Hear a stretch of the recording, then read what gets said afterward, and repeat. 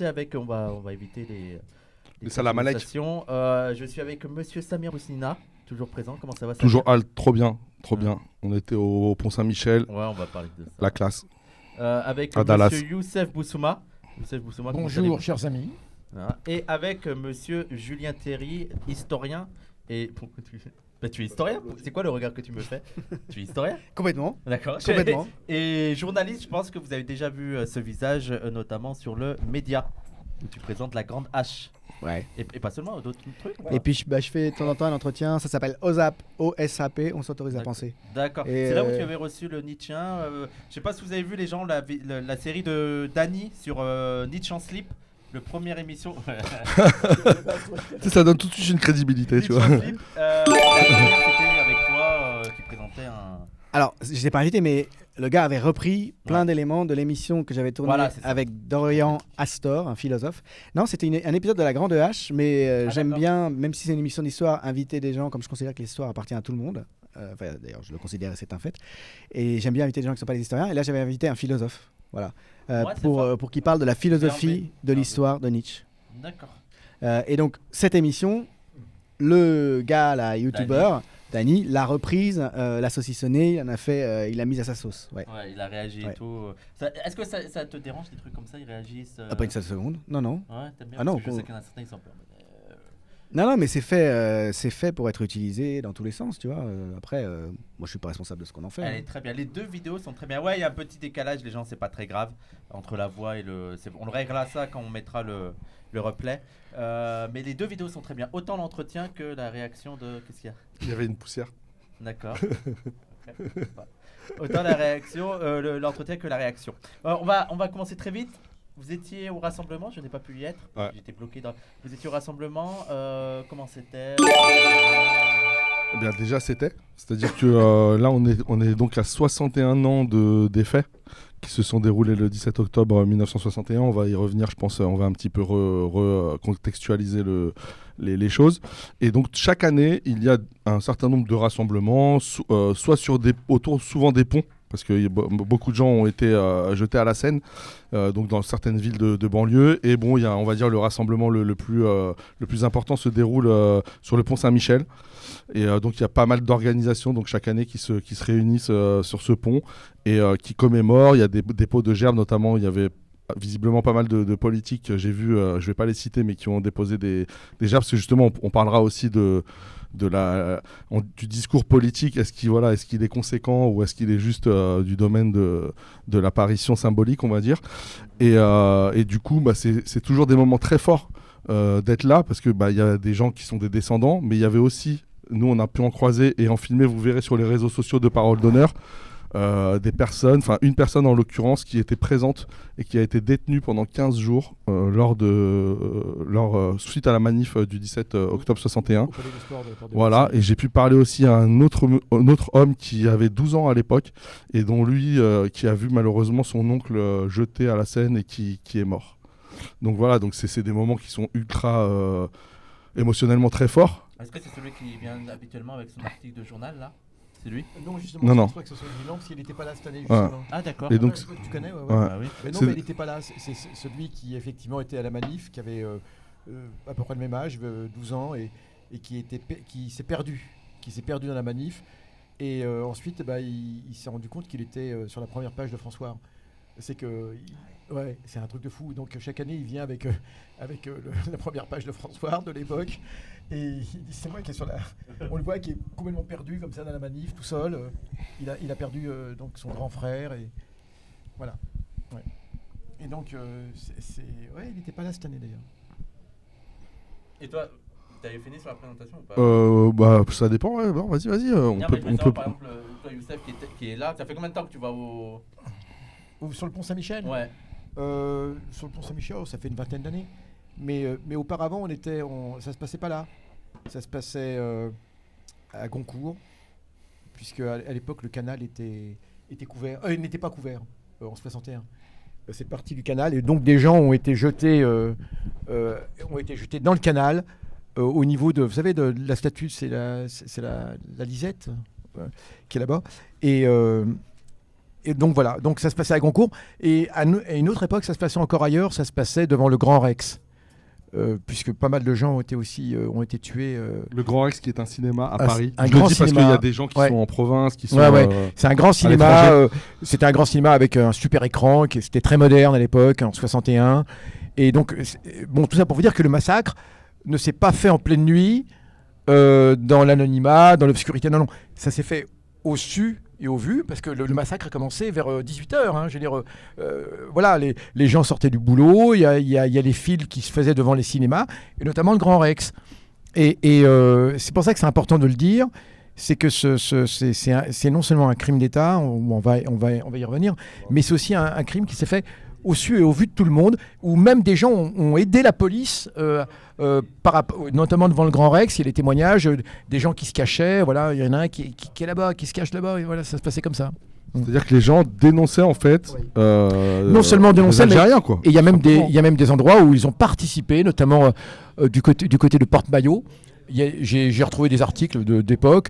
On voit des automobilistes coincés à cause de la manif, parce que ça a créé un embouteillage, qui sortent avec leur manivelle pour aider les CRS à casser du manifestant. Mais vraiment, c'était ouais.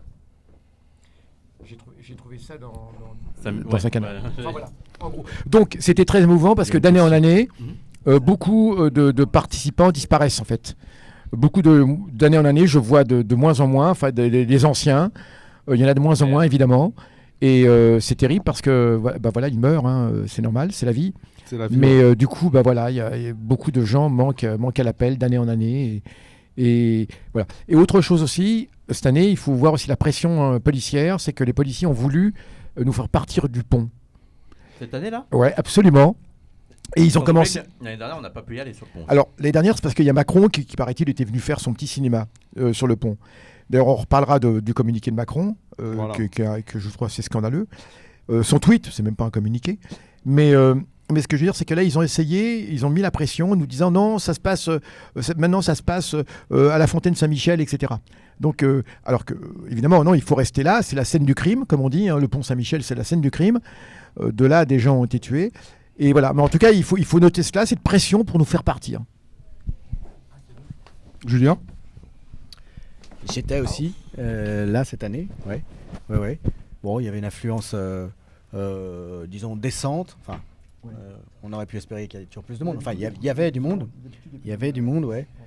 Quelques prises de parole. Entre autres, j'ai vu, je crois, Christophe Prudhomme de la CGT qui a fait une prise de parole. Ah oui. Ouais. Ouais. J'étais un peu surpris parce que je ne l'attendais pas là. C'est un médecin urgentiste, syndicaliste, très en pointe dans le combat contre le démantèlement du service public hospitalier. Ah, c'est bien ça. Mais il était là, je pense, au nom de la CGT. Ouais. Ah ouais. Ouais. Parce que j'ai vu aussi, il y avait des gens de ELV.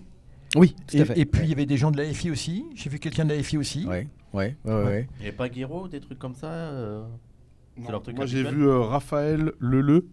Je connais pas son nom complet, je sais qu'il y en a un nom composé, mais Leleu. Raphaël Leleu, c'est une féministe qui est à EELV, Ouais. voilà, qui est assez, qui passe beaucoup dans les gros médias et tout, qui est resté un bon moment.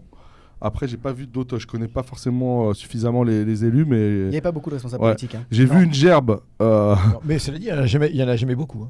J'ai vu une gerbe de fleurs déposée par David Assouline, ce qui Mon manquait Dieu. pas de sel, et une Ouais. autre gerbe déposée par la mairie de Paris, ce Comme qui chaque- manquait pas de sel aussi. Comme chaque année, oui. Voilà, et donc il y a eu un communiqué de Macron sur le Oui, c'est un communiqué, non, c'est un tweet. un tweet quoi, Un un tweet, ouais, ouais. un tweet. Je l'ai sous Et le ouais. si tu veux. Vas-y, Je peux le vas-y, lire comme ça, on vas-y. peut- Ouais. Ça fait une base. Ça fait une base, ouais. Alors, donc, le président de la République tweet et il dit « À Paris, il y a 61 ans, la répression d'une manifestation d'indépendantistes algériens faisait des centaines de blessés et des dizaines de morts. Des crimes inexcusables pour la République. La France n'oublie pas les victimes. La vérité est le seul chemin pour un avenir partagé. » Des phrases bateau. C'est un tweet qui sent le gaz.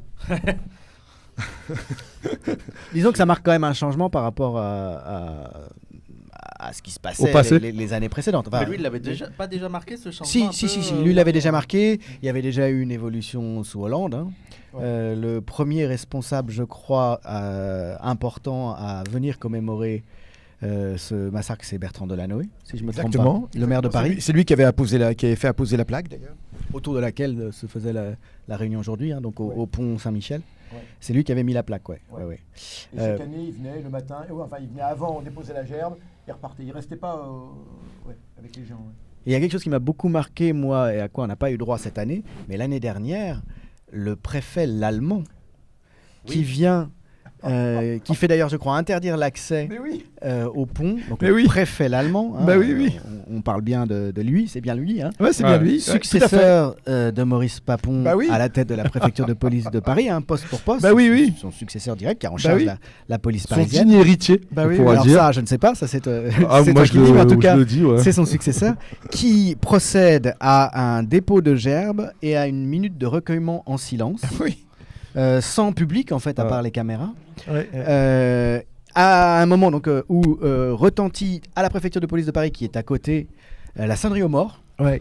Ouais. Et son service de communication, donc lui ne dit rien, hein, mais la porte-parole de la préfecture de police de Paris fait un tout petit laïus expliquant qu'il y a une commémoration, un hommage aux morts. Ah. On ne sait pas Quel on sait mort pas qui sont ces morts. Bah oui, À bah la limite, oui. on pourrait se demander si c'est pas des morts de la police. Bah pourquoi oui, oui, oui, oui. qui est faite par le préfet allemand, donc sans aucun discours de sa part. Ouais. Et c'est quand même, à mon avis, il n'y a pas beaucoup d'exemples dans l'histoire Ah. où l'on voit quelqu'un qui est le successeur des bourreaux, hein, Bien poste sûr. pour poste, Bien sûr, bien sûr. qui commémore Ouais. les crimes commis par sa propre institution, Ouais, ouais, sans faire aucun commentaire, ouais. dans une ambiguïté totale en fait. Bien Donc, sûr. Qu'est-ce Oui, que on ça sait veut, pas qu'est-ce qui, que ça veut dire en fait de faire Un ça? peu comme si on lui avait demandé de faire quelque chose et qu'il obtempérait. Alors, Mais- C'est un verbe à la mode. qu'est-ce que ça veut Qu'il dire? obtempérait, mais sans faire de commentaires pour signifier qu'il n'a pas une pleine approbation de l'opération, Alors, quoi. ouais, Non je sais pas. Alors, Alors, ouais, comment c'est, les choses se sont là, passées. je suis dans l'hypothèse, hein. Est-ce que c'est parce Ouais, que bon, ouais. le préfet de toute façon il prend pas cette décision seul. Ouais, bien sûr. Il a fait ça parce qu'il y a eu un choix du ministère de l'Intérieur et du président cette Bien année-là. sûr, bien sûr. Là, on voit qu'il y a quelque chose quand même de nouveau, même si je suis d'accord pour dire que le communiqué Ouais. pose problème et qu'il est bien loin d'être satisfaisant. Le président dit quand même qu'il s'agit de crimes inexcusables pour la République et ça marque, je pense, une avancée dans le langage en tout cas, par rapport à ce qui se disait ou ce qui ne se disait pas jusqu'ici. Oui. Et là ça correspond beaucoup à la politique de Macron.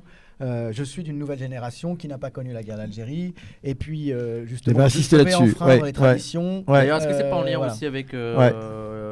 l'actualité politique avec l'Algérie Bah, c'est pour ça que je disais que ça sentait le gaz. Ah. Oh là là, mais ouais, mais moi quand tu l'as Mais dit, il faut te suivre, comme je hein. crois- Oh là là, ouais. tout le monde oh est là pas- là, voilà, on est pas trop dans sa subtil, tête. trop subtil, Ah ouais, trop donc, subtil. À ton ça. avis, ça serait pour faciliter les relations avec l'Algérie? Bien évidemment. Ouais. J'en suis même convaincu, bien évidemment. Parce que Macron, concernant l'Algérie, il a dit des énormités aussi parfois. Bah, vous vous souvenez quand il disait aussi que l'Algérie n'avait pas d'histoire ou quelque chose d'approchant. Vous savez, il avait dit des choses comme ça. En gros, que l'Algérie avait été créée par le fait colonial, quoi. C'est ça, oui, oui. Et donc, bon, ce qui avait posé à l'époque une crise entre l'Algérie et la France, d'ailleurs, souvenez-vous, hein, ce qui avait créé une crise. Et donc, du coup... Et regarde le fil. Youssef, il est content. Il lit le fil, là, il Ouais, apprend, il a il apprend lu. que Benzema est ballon d'or. Ça y est? Bah, c'était sur le fil. Nueve. Nous allons laisser Ouais, bon, Samir c'est pas une à ses émotions. Et donc, On du vient de loin, on vient de loin. ouais, du coup Rouge. Ah oui. Alors là, Ouais, on est normal. On est Normal. interrompu par l'équipe technique. Ah. Vraiment, restez dans votre. Voilà, et ça va. donc Dans du votre coup, alors en même temps, comme tu dis, bon, c'est quand même bien parce que on a l'impression que ça avance un petit peu. Mais on va y revenir dessus. On est toujours Bah, il pas parle de dans. crime. Il parle de crime. hein. Alors, il parle de crime. Qui serait le fait de la République, en tout cas, qui serait inacceptable en tout cas pour la République. Il parle, oui, effectivement. Mais le problème, c'est que ça reste encore un tweet, parce que c'est même pas un communiqué. Donc, moi, je pensais à la valeur juridique et même judiciaire. D'ailleurs, en parlant de On ça, va en reparler, oui. non, mais avant qu'on parle parce qu'il y a des gens qui ont demandé des causes, comment ça s'est passé et Ouais. tout. Ces rassemblements, c'est fait pour demander quoi? concrètement? Alors justement, c'est Ouais. fait pour demander rien. C'est-à-dire que, je m'explique. L'association qui habituellement organisait ça sur le pont Saint-Michel voulait au départ la reconnaissance du crime. Sauf que la reconnaissance du crime, c'est vague comme revendication.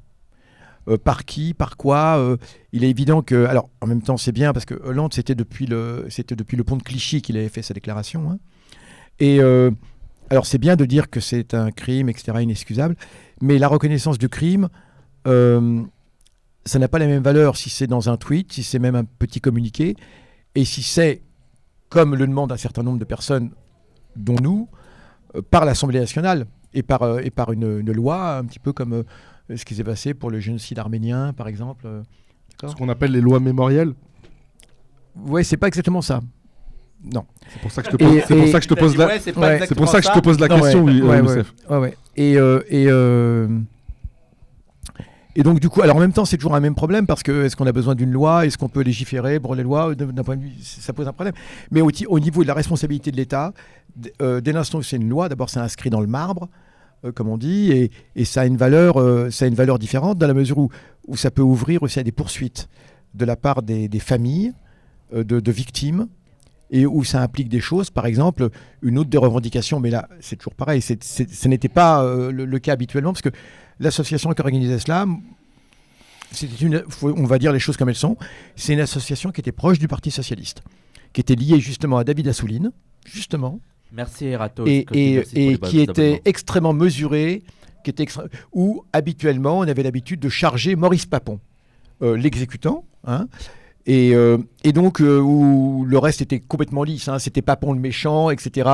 Il avait aussi déporté des juifs pendant la guerre, donc voyez-vous, c'était lui responsable.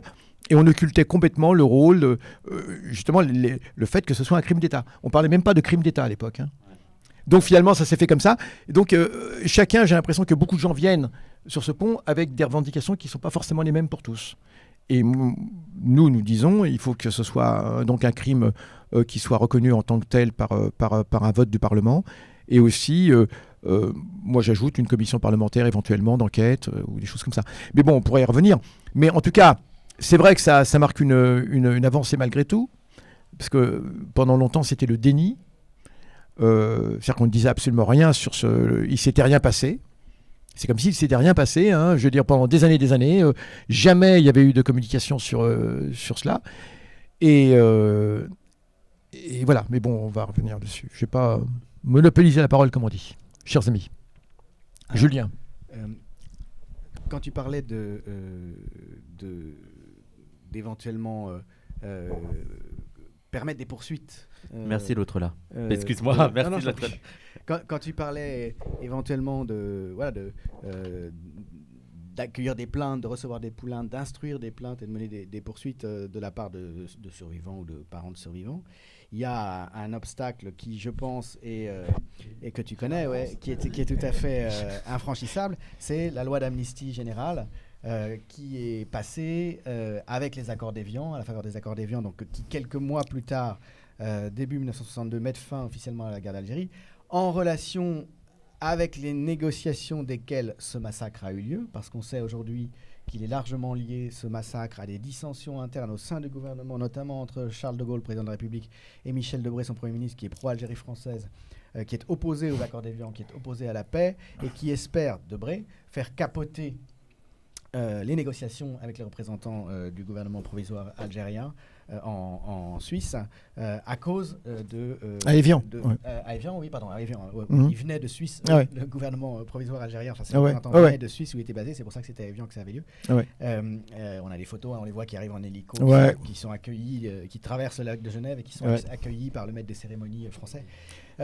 Donc, dans la perspective de ces accords qui sont en train d'être négociés, Debré et sa clique au gouvernement mettre en œuvre cette répression absolument terrible. Il y a certainement d'autres facteurs. Hein. Bien sûr. Bien sûr. Tout ce que je raconte est le secondaire, je suis absolument spécialiste de tout ça. Mais j'ai fait des émissions là-dessus aux médias. J'ai écouté. D'ailleurs, qu'on vous invite à aller. Non, mais il faut le dire parce que ce sont des bonnes émissions très bien documentées. Donc il y a eu deux. La Grande H, donc c'est l'émission qu'anime, on peut dire ça comme ça, qu'anime Julien Terry sur le média. Et donc il a fait 2 numéros sur le 17 octobre 61. Un avec Emmanuel Blanchard, Emmanuel un Blanchard. des meilleurs historiens de la police contemporaine et de ces événements-là. Après Voilà. Youssef. Très excellentissime Et historien. l'autre avec Monsieur Et Russi-Petit. Fabrice Resputi. Resputi. Avec lui, j'ai fait une émission qui portait non plus sur les faits. Si vous voulez savoir exactement la dynamique des faits, ce qui s'est passé, ce qu'on peut en savoir, ce qui reste dans les archives, regardez si vous voulez cette émission avec Emmanuel Blanchard, la grande H, qui s'appelle la police française assassine des Algériens, je crois. Octobre 61, la police française assassine des Algériens sur YouTube. Et puis l'année suivante, avec Fabrice Resputi, j'ai accueilli quelqu'un qui a fait l'histoire de l'extrême difficulté qu'il y a eu à faire l'histoire, Voilà. à faire sortir de l'occultation complète. Un où ils peu sont de l'historiographie, quoi. restés. Voilà. De Et l'historiographie. avec, hein. c'est à partir de Pendant Einaudi 30 là. ans, exactement. Voilà. Et en fait, Fabrice Resputi a fait un livre qui s'appelle La bataille des Exact. qui raconte comment Jean-Luc Einaudi, qui était un militant de gauche, s'est mis en tête de faire l'histoire de ces événements dont personne ne savait grand-chose de précis et sur lesquels il n'y avait rien eu d'écrit, aucune recherche de fait. Et il fait un premier livre, puis ensuite un second, et commence à reconstituer. C'est lui qui a amorcé la pompe finalement de la recherche historique. Il est finalement relayé par Libé au début des années 80. Son premier travail. Ouais. Et puis ensuite, il y a tout un engrenage parce que le procès Papon survient. Papon est jugé non pas du tout pour ses crimes comme préfet de police de Paris, il sera jamais jugé pour ces crimes-là, mais pour ses crimes pendant la Seconde Guerre mondiale. Alors, Papon, c'est la totale. Il faut le mettre dans un bocal sur l'histoire de la haute administration française, son rapport aux La colonies. fierté de la Puisque France. le gars, en fait, il fait ses armes comme administrateur colonial, dans la répression coloniale. Ensuite, il est préfet à Bordeaux. Il aide Je à- ris, mais c'est il nerveux, aide à mais dé- c'est parce que il c'est vrai aide que à- c'est non, tellement mais- ouf. Ah non, mais il faut C'est le mettre. tellement Ah, son parcours est Papon, extraordinaire. Il est parfait. C'est vraiment l'histoire de France. Ouais, ouais. Un modèle. Un condensé de la face détestable. Papon, un modèle français. Ouais. Donc d'abord, il se forme aux colonies, il fait ses preuves aux colonies dans la répression, dans le gouvernement des indigènes. Ensuite, il est À préfet Bordeaux. à Bordeaux, donc, et il contribue avec zèle À la déportation. des Juifs. Voilà. Et puis ensuite, il est préfet de Paris pendant la guerre d'Algérie. Avant, Et- il retourne en Algérie. Ouais, il retourne Il est préfet itinérant à Constantine. Ouais, c'est ça. Ah ouais. Préfet itinérant. Et alors, ce qui est absolument fascinant, parfois on lit pas, Dans son petit bus. c'est qu'ensuite, Papon. Salut les bougnoules. et c'est- Arrête, Sophie. Pardon. Il faut pas dire ce mot-là, c'est mal. Samir. Il faut pas dire ce mot-là, c'est mal. Le plus fascinant de tout ça, Pardon, sans Wissam. doute, c'est que Papon ensuite intègre les gouvernements, je crois que c'est le gouvernement de Barre, je ne vais pas dire de bêtises, ou de Chirac, je ne sais plus, enfin sous Giscard. Oui. Il est ministre. Oui. Voilà, et c'est un gros bonnet du parti gaulliste, me semble-t-il. Ouais, Les deux partis ouais. de droite, je ne vais pas dire de bêtises, mais enfin bref, il Ouais, a tout à fait. fonctions ministérielles. Et c'est seulement à sa retraite, en fait, très tard, qu'il est inquiété pour ça. Et c'est dans le cadre de ce procès-là qu'en fait, au moment du procès où il y a la question de la moralité du témoin, qui est la moralité le portrait moral, disons, de l'accusé, Ouais. qui est présenté. Il y a Mesmer qui sera là d'ailleurs. Ouais, oui, Mhm. c'est ça. J'y étais au procès d'ailleurs. Ouais. Ah, d'accord. Ouais, Bah, ouais, tu peux- que Einaudi Ouais. sort tout ça Ouais. et qu'il est attaqué en justice par Papon, Ouais. qui dit c'est faux. Et c'est là, Ouais. en justice, que Ouais. Einaudi, Ouais. grâce à deux archivistes en particulier, Ouais. De la ville de qui ont Paris. vu les documents, Ouais. Einaudi peut faire avancer Ouais. la cause de la mémoire. Mais finalement, ça s'est retourné contre Papon. Ouais, parce que Papon, parce que Papon Papon il va dit- porter la- plainte la- contre la- Einaudi pour un- et voilà. c'est ça, Ouais. il y a Pour aussi un la article portée qu'Einaudi plainte. avait fait, Ouais. dans Ouais. lequel il disait il y a eu un massacre à Paris Ouais. sous l'autorité de Papon en 61, et Papon l'attaque en justice pour ça, et c'est là que tout Ça sort, fait, ça se retourne Ouais. contre lui. C'était préparé par Ouais. Einaudi. Il y a juste une Et- blague qui m'a fait rire, je suis désolé. mais je sais pas Mais si oui, vous l'avez pareil. vu. Non, parce Quand ça- que Julien il comprend pas parce que nous on se marre alors qu'il dit des Oui, trucs c'est très bon, sérieux. c'est que- non, mais En fait, bon, on lit le chat en même temps Bah oui, et il y a franchement, quelqu'un qui c'est a dit- drôle quoi. quand ça pue, ça sent Papon. Quand ça- pas mal. Très joli. C'est nul. Ça me C'est fait un rire. calembour. Non, Il y a- c'est pas mal. Il y a ça, et il y a les gens qui écrivent les ouais de Youssef en direct. Parce que tu parles et il est en train de dire ouais. Donc c'est très difficile. Mais- Un le- live, c'est Mais est-ce très, que très c'était- difficile. Pour finir sur cette C'était deuxième un coup, émission, c'était un coup de Einaudi, tu penses ou Comment il Qu'est-ce que tu dis s'attendait Alors, pas- si tu veux, l'article qu'il fait dans Le Monde pendant le cadre du procès Papon pour dire en plus Papon est responsable de ce massacre, bon Ouais. c'était une manière d'essayer de rétablir la vérité des faits Ouais. sur le personnage et de remettre au Bon, premier j'arrête de plan dire, ouais. l'histoire de ce massacre totalement ignoré des livres d'histoire et ignoré de la mémoire collective historique, même de la gauche, parce que la gauche célébrait le massacre de Charonne. Oui. De 9 communistes Oui. tués par la police française Au métro Charonne. Au métro Charonne quelques mois plus tard. Oui. Ça, il y a toute une mémoire militante là-dessus. D'ailleurs, après les faits, il y a une énorme manifestation pour l'enterrement de ces militants Oui. anticoloniaux communistes qui sont assassinés. Mais il n'y avait pas de mémoire de ce massacre beaucoup plus quantitativement beaucoup plus important Bien sûr. qui avait frappé des Algériens Blanc. quelques mois plus tard. Et donc Einaudi utilise le procès Papon donc pour faire cette il prend l'occasion du procès Papon pour faire cette tribune dans le monde, et Papon ensuite l'attaque en justice pour essayer de se blanchir en vue du procès en appel qu'il a fait. C'est ça. Voilà, et ça se retourne contre lui puisque Ouais. il y a ces deux archivistes qui sortent du bois à ce moment-là et qui devant les juges viennent défendre Einaudi en disant oui, on voit dans les archives qu'il y a eu tous ces assassinats. Voilà. Et donc la deuxième émission, puisque on était parti de là, que vous pouvez regarder sur le média, elle est faite pour ça, en accès libre. C'est donc non plus sur les faits eux-mêmes, comme l'est la première émission avec Emmanuel Blanchard, mais sur l'histoire de la manière dont longtemps tout ça a été tu, puis a commencé à être un peu connu. L'histoire de l'histoire. Et le combat, exactement. Et comme tu disais, historiographique, le combat de Jean-Luc Einaudi, historien non professionnel, même s'il a travaillé avec beaucoup de rigueur, et ça montre comment l'histoire militante est souvent plus importante. Militant de la plus gauche radicale. pertinente. Non, il était Oui, au oui, Parti c'était un- communiste, il était, maoïste, un truc comme ça. Il était maoïste. Il était était mauvais. ouais, c'est ça. Ouais. Oui. Ouais. Comment ce il, travail il de- était éducateur de justice. Moi, je l'ai Oui, je l'ai un peu- ouais. je l'ai un peu connu à la fin des années 80. Et c'est là.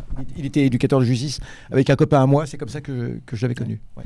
Et donc Fabrice Risputi, qui l'a connu, a reconstitué cette histoire et a fait un livre là-dessus. Je l'ai invité pour qu'il raconte tout ça. Voilà, c'est là. Donc si vous voulez avoir un peu les faits, voilà. Et moi vraiment, ouais, N'hésitez pas. je vous conseille vraiment les deux vidéos sans aucune flagornerie, parce que déjà elles sont Merci. complémentaires. C'est gentil. Bon, on n'a rien à vendre, hein, vous pouvez juste regarder, Voilà. c'est gratuit. Donc, non, allez-y, C'est fait ça- pour être regardé. vraiment, Oui, tout à fait. c'est pour rentrer dans cette histoire, parce que c'est vrai que c'est une histoire folle, quoi, le 17 octobre 1961. C'est comme ça, c'est une date, donc on se dit, il peut pas s'être passé autant de choses. Mais en fait, c'est tout ce qu'il y a avant, tout ce qu'il y a après. C'est-à-dire C'est ça. que, en fait, c'est Merci à un Matek. climax, Merci. c'est ce qu'on appelle un climax. Et ça explique tellement de choses de la relation entre l'Algérie et la France, de comment s'est terminée la guerre d'Algérie, même ça dit aussi des relations internes au FLN, des relations, enfin des dissensions qui pouvaient y avoir justement au sein, comme tu l'avais dit, du gouvernement et de la société française, avec notamment l'OAS, etc. Enfin, il y a tout, je trouve, dans cette date, et aussi sur les méthodes, d'un point de vue sur l'histoire, le temps plus long, sur les méthodes policières de la police française de je sais pas quand à nos jours, quoi. Parce que moi je réfléchissais à ça et je me disais ouais 61, mais je pensais aussi à Malik Oussekine, je pensais aussi aux émeutes de 2005 et je pensais à aujourd'hui toutes les histoires de refus d'obtempérer, et je me disais il y a quand même un continuum dans la police française. C'est une propension à produire une violence, mais une forme de sauvagerie, quoi. Si tu Et il y a veux. une généalogie, Pour, il y a une généalogie coloniale de cette c'est ça. violence. Et c'est assez terrifiant, c'est-à-dire de se dire, il y a un invariant, quoi, c'est cette capacité à j'ai pas envie de mettre Julien mal à l'aise, mais à mettre, j'allais dire, à mater le métèque, quoi, tu vois, voilà, j'essaie de le dire, non, mais là, c'est une manière édulcorée de dire ce que je voulais dire. Je suis pas solidaire de cette histoire, donc ça me met pas mal à l'aise. Voilà, non, mais... Comme et, dirait Macron, j'étais pas né à cette époque. Ah non, mais c'est- on peut en être solidaire sans être né à l'époque. Mal à l'aise dans le sens d'être présent dans la pièce quand je le dis, voilà. Non, pas dans le fait d'être Bien dans le solidaire. micro. Pas dans le fait d'être solidaire de ce qui s'est passé ou de... Non, non, mais Alors- voilà. non. Non, mais il faut dire les choses. Ouais. Ouais. Alors il y a. Oui, Sam, tu voulais. Est-ce que t'ont fait les cours, Julien? Ça va. Tu veux qu'on échange, sinon Ça va. C'est bon, Ça va. ouais. Pour reprendre le fil de ce qu'on C'est bon. disait, je rebondissais sur ce que disait Youssef. D'un côté, il y a cette loi d'amnistie qui est allée de pair avec les accords pris Oui. entre le gouvernement français et le gouvernement provisoire de la République algérienne au moment où ils sont signés à Évian, qui non seulement empêchait de réprimer les crimes commis de part et d'autre au cours des années qui avaient précédé, mais qui en plus, dans une large mesure, d'ailleurs, interdisait d'en parler. Oui. Mais si tu veux, aujourd'hui, on ne pourrait pas pénaliser, même si on retrouvait, si tu veux, des responsables Oui. de ces assassinats, qu'on réussissait à faire la preuve qu'un tel ou un tel, qui aujourd'hui doit avoir Oui. 85 ans, a assassiné froidement, comme ça a été beaucoup le cas, on en a pas mal de témoignages, hein, des Algériens qui avaient été arrêtés, emmenés au Palais des Sports à l'issue de la manifestation en car par la police. Si on réussissait à prouver ça et que les descendants de cette personne assassinée se trouvaient partie civile civile, il ne pourrait pas y avoir de poursuite. Parce que je pense que ça tomberait sous le coup de ces crimes commis avant les accords Mais de ça paix. aussi, ça compte dans l'amnistie. Alors j'ai un Je mot à dire Je fais là-dessus. une mini je pense. parenthèse. Je fais une mini parenthèse parce qu'on a rencontré aujourd'hui un monsieur qui s'appelle Omar ou Amar, je crois, et qui a été détenu dans le Palais des Sports. Oui, c'est ce qu'on Il disait tout à avait l'heure. 18 ans. Mm. Et donc, non, mais ce que je veux dire, c'est que ça a été filmé. Et donc, il y aura une vidéo sur les réseaux sociaux ou sur la chaîne YouTube de Parole d'Honneur. Et donc, vraiment, je vous invite à voir. Il y aura aussi du Youssef Boussouma. Ah oui, tu veux dire que et du Julien Terry qui était sur place. l'interview que vous avez faite tout à l'heure. Voilà. Ouais. Et donc, vraiment, je vous invite dans les vidéos qu'il y aura sur le 17 octobre, qu'on produira sur les réseaux ou sur YouTube. Il y aura notamment le témoignage d'une personne qui a été détenue comme tu en parlais, quoi. Mais le deuxième point sur lequel je voulais revenir, excuse-moi, Wissam, je vais pas te... Moi, c'était juste sur l'amnistie. Ouais. Les policiers français, là, ça compte dans l'amnistie sur la... D'accord, je savais pas. Oui. Alors j'ai un mot. Ouais, mais vas-y, continue Julien. Non, et- la deuxième chose et que je après, voulais dire, c'est que dirai un mot. bien sûr, il y a toute cette question qui reste entière d'une position de l'État et de la représentation nationale sur ces faits.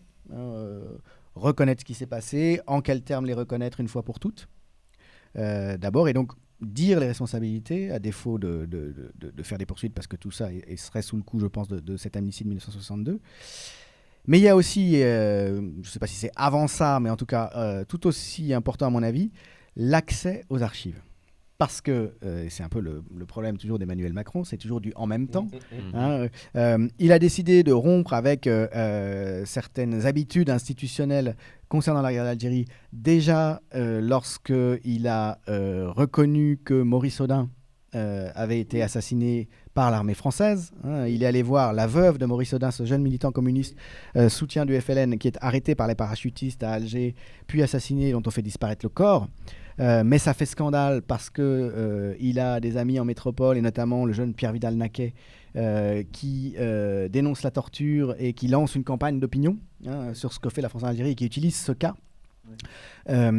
Donc il y avait toujours eu un silence total de l'armée et de l'État sur la disparition de Maurice Audin, et Macron rompt la tradition à cet égard, fait une sorte de geste transgressif en allant voir sa veuve et en reconnaissant, alors dans des termes très ambigus, en même temps il dit dans son communiqué, il dit à la fois que la torture était pratiquée, qu'elle était criminelle, et en même temps il dit qu'on ne peut pas condamner l'armée française parce que c'était pas quelque chose de systémique. Enfin il y a un truc contradictoire en fait. Il dit qu'on a torturé beaucoup mais que l'armée française ne peut pas être accusée. Pas assez haut. Voilà. Et il dit aussi à ce moment-là qu'il va ouvrir les archives. Comme si c'était une juxtaposition de faits individuels et pas quelque chose qui avait été commandité par c'est ce qu'on l'institution. croit comprendre. Voilà. Disais, Henri Alleg, c'était dans ce cadre-là, non? Tout à fait. Henri Alleg. Je pensais à ça. Henri Alleg qui écrit à cette époque-là. Henri Alleg a failli subir le même sort que Maurice Audin. Qui a été torturé, pour un militant communiste qui soutient la cause du FLN, qui est arrêté, qui est torturé, mais lui n'est pas assassiné, lui s'en sort, et il écrit un livre là-dessus qui est longtemps censuré, mais qui s'appelle La Question. Voilà. Allez le lire, les gens, il est petit, il se lit rapidement. Ouais. Et si tu veux, donc Macron, déjà à ce moment-là, avait dit on va ouvrir les archives. Ouais. Et en fait, et ça fait partie du personnage, en fait, la loi qu'il fait passer a pour résultat de rendre les archives beaucoup plus difficiles à consulter. Et ça, c'est ce que disent tous les historiens de la question, dont je ne suis pas, mais que j'en connais certaines. En réalité, ils ont cru, et il s'était déjà adjoint Benjamin Stora d'ailleurs, un peu comme historien officiel Macron dans cette perspective, ils ont cru, ces déclarations laissaient croire que ça allait être plus facile d'accéder aux archives, et les mesures législatives qui sont prises rendent en fait l'accès presque impossible. Ça, là, on parle en général Sauf pour Benjamin Stora. Alors ça peut-être, je sais pas. Mais si tu veux, il y a en mode chauffe-moi pas. Après on va lâcher Youssef après. On va lâcher Youssef. J'ai fait exprès d'agiter quelques petits trucs là pour bien le chauffer, notamment Stora. Et juste pour finir, ce qu'il faudrait d'ailleurs Benjamin Stora qui a fait un documentaire là en plusieurs épisodes qui est passé sur la chaîne parlementaire en co-réalisation avec Marc-Georges Benamou. Voilà.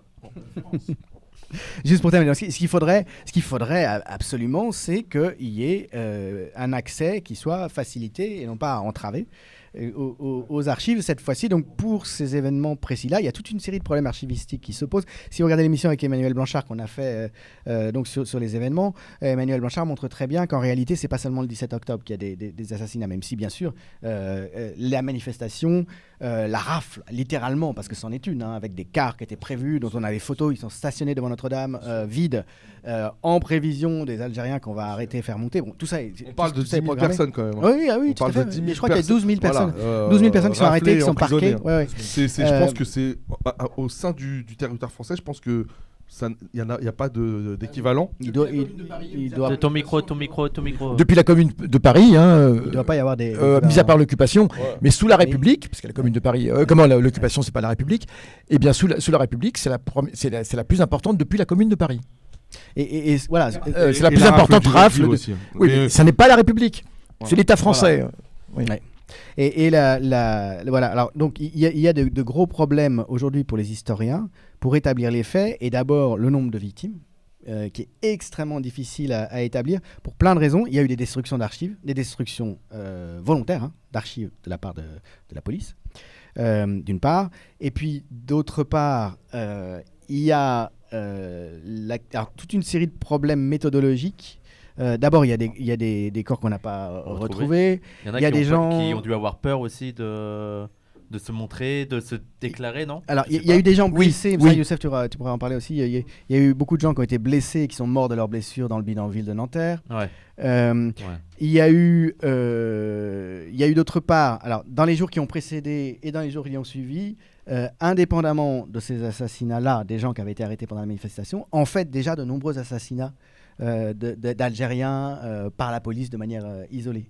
Mais il y avait aussi des règlements de compte internes au mouvement indépendantiste algérien, avec des assassinats aussi. Évidemment, la police et les défenseurs des institutions françaises disent que en fait, c'est mort qu'on a trouvé. Règlement de compte entre Nord-Africains, c'était l'expression de la presse. Alors, parfois, c'est pas complètement faux. Mais c'était même vrai. Dans certains cas, mais voilà. Après, donc pour faire le compte, pour savoir exactement si c'est autour d'une centaine ou plusieurs centaines de morts, c'est presque impossible. Mais en tout cas, déjà, faire l'histoire de ce dont on peut encore faire l'histoire avec les archives qu'il y a, si cette possibilité était ouverte, ça serait un geste, qu'on pourrait considérer comme juste normal et le minimum si on se considérait dans une démocratie qui fonctionne, et si on considérait que l'exécutif est vraiment l'émanation du peuple. De la volonté du peuple. De la volonté nationale. En tout cas, voilà. Attendre ce type de mesures-là, à côté des déclarations d'Emmanuel Macron qui reconnaît des crimes commis, je ne sais pas s'il dit exactement par la République, mais enfin inadmissibles pour la République. Il dit inadmissible pour la République. Pour la République, oui. Il dit il dit inadmissible pour la République. Donc ça ne dit pas que c'est la République qui les a bien sûr commis. que non, mais je pense que en même temps les réprouve. Je pense que c'est le tweet est vraiment ciselé.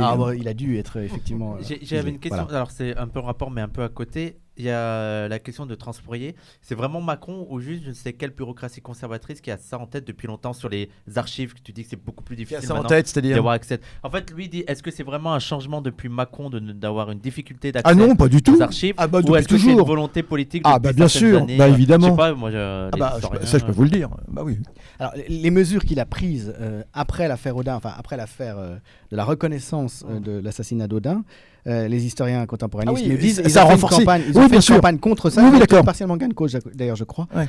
Ça a renforcé la clôture des archives. Oui, non, bien sûr. Non, mais je dis la difficulté, elle existe depuis toujours. Ensuite, c'était renforcé. On est bien d'accord qu'il n'y a aucune archive de l'État qui n'a été divulguée. Alors, c'est assez complexe. Mais beaucoup d'archives sont soumises à un régime de dérogation. C'est-à-dire que c'est au cas par cas l'archiviste ou sa hiérarchie qui décide si le chercheur en question individuel qui fait la demande peut avoir accès à ces archives. Il y a un cas qui est célèbre aujourd'hui, la première et unique thèse qui a été faite sur la torture pratiquée par l'armée française pendant la guerre d'Algérie, qui a été faite par Raphaël Branche. Raphaël Branche a pu la faire parce que le chef du service des archives de l'armée lui a accordé toute une série de dérogations parce que c'était un homme ouvert et qui avait un idéal de la mission de l'armée en République et qui voulait que cette histoire puisse être faite. Mais ça a dépendu de la bonne volonté d'un individu. Alors, pour qu'on soit clair, Raphaël Branche, ça m'a l'air plutôt cool, non? Ça m'a l'air plutôt. C'est un livre très Est-ce important. que c'est lui qui a Ah dit oui. Papa, C'est qu'as-tu une fait en femme. Algérie? C'est une femme. Ah, pardon. Oui. Mais c'est Oui. elle, notamment, C'est elle Papa, qui a qu'as-tu fait fait en récemment Algérie? un autre livre. Là, je parle de sa thèse qui est parue chez Gallimard, D'accord. qui est réédité en poche, qu'on peut facilement se procurer, qui refait à partir surtout des journaux de bord des unités. Ouais. Elle lit au quotidien ce que notent les journaux de marche, ouais. Voilà, les journaux de marche. Elle lit ce que racontent les soldats, ce qu'ils font au quotidien. Et ça a été une de ses principales sources. Et elle montre comment, en fait, certaines expressions veulent dire qu'on a exécuté de façon sommaire des prisonniers. Par exemple, la fameuse corvée de bois. Voilà, Ah ouais, oui, d'accord. alors ça c'est très connu, et- c'est la neuve langue C'est ça. de l'armée. On dit corvée de bois, en fait. Ouais. Et en fait, il s'agit d'emmener un prisonnier à Comme l'écart, ouais. sous prétexte de lui faire ramasser du bois et de l'exécuter en et disant il a tenté de s'enfuir. voilà, il a tenté de s'enfuir. Ah. Et c'est pareil, un autre terme, c'est les bidons spéciaux pour le napalm. Hein. Le napalm n'est jamais appelé napalm dans l'armée. Ah oui, bien sûr. Ouais. C'est les bidons spéciaux. Il y a des témoignages d'un aviateur français d'ailleurs qui disait on nous chargeait les bidons spéciaux. C'était marqué bidon spécial dessus. C'était du napalm. Hein. C'était ce qu'allait devenir le napalm. Alors, je prenais cet exemple des travaux de Raphaël Branche, qui avec Sylvie Thénault et quelques autres, sont les spécialistes des archives de cette guerre qui ne disait pas son nom. Comme exemple donc de la difficulté d'accéder aux archives, il y a des problèmes spécifiques concernant les événements de l'automne 61, comment les reconstituer, quelles archives utiliser, comment les lire, quelles archives sont accessibles, quelles archives existent mais ne le sont pas, quelles archives ont été détruites aussi, parce qu'il y en a beaucoup. Et pour pouvoir travailler sur tout ça, il faudrait qu'il y ait une volonté politique de laisser l'accès, et ça reste à voir. Ça, je ne sais pas, Emmanuel Macron n'en parle pas là, et c'est quelque chose dont il faudrait parler, à mon avis. Oui, tout à fait. Alors, j'aimerais juste dire... Là, il est en mode vas-y, Julien, je te laisse défiler et j'y vais. Non, C'est pas à du toi. tout. Pas du tout, Julien, pas du tout. Dis-leur que c'est pas vrai. Ah, mais il n'y a que moi qui ai parlé presque jusqu'ici. Ah, mais t'as bien fait parce que moi, j'ai parlé énormément. Et de toute façon, c'est dire un petit peu. Non, juste des petites réflexions qui me veulent. Alors, concernant les accords d'Évian, effectivement, comme tu l'as dit, Julien, les accords d'Évian, normalement, interdisent aux deux parties de poursuivre l'autre partie. Hein, on estime que voilà, on efface tout. Et voilà. Sauf que la question est de savoir si les accords d'Évian ont une validité internationale, ont une validité judiciaire internationale. Or, comme tout dépend de la qualification des crimes qui ont été commis en Algérie, comme ceux du 17 octobre, d'une façon générale. Et si on estime que les accords d'Évian concernent également ce qui s'est passé en France. Oui, c'est ça qui me semble étrange. Parce que justement, il y a des points qui avaient été soulevés par... c'est pour ça que ce sera intéressant. D'une part, est-ce qu'ils peuvent... disons, si les crimes commis en Algérie sont des crimes contre l'humanité, parce que selon l'acception aller sur le site de l'ONU, hein, sur la définition de crime contre l'humanité, c'est une acception beaucoup plus large qu'en France. Hein. Et même les crimes de génocide d'ailleurs. Vous seriez étonné pour l'ONU, et d'ailleurs c'est pour ça que je me souviens qu'il y avait eu une grosse polémique entre Enzo Traverso et qui s'en tenait à l'acception française, et un ami à nous, Ramon Grossfogel, qui est professeur à Berkeley, hein, responsable du département d'études ethniques, qui est un grand ami à nous. Hein. Et il y avait eu une polémique publique qui était même assez chaude entre les deux, parce que Ramon disait que c'était des crimes contre l'humanité, ce qui se passe en Palestine, et Enzo Traverso qui dit que non, etc. Parce que les deux partaient en fait d'une définition différente. Et Ramon était basé sur la définition de l'ONU. Enfin bref. Donc certains disent que si des crimes contre l'humanité au moins ont été commis en Algérie, eh bien, les accords d'Évian ne peuvent pas les abolir. D'accord. Ne peuvent pas les abolir. Alors ça, c'est d'accord, parce qu'il s'agit donc d'une juridiction internationale, et donc dans ce cas, les familles des familles de victimes pourraient en référer à cela. Donc c'est un point de détail. Et l'autre point, c'était par rapport à la France. Est-ce que les accords d'Évian, puisque les Algériens, c'est pour ça que le tweet de Macron peut être problématique. Macron parle d'Algériens. Or, ce sont des FMA. Ce sont les FMA. Il dit des indépendantistes algériens. Et il dit des indépendantistes algériens. En fait, il n'en sait rien du tout, puisque ces gens-là manifestaient de toute façon officiellement contre le couvre-feu raciste. puisque ce couvre-feu était uniquement dirigé contre une partie de la population.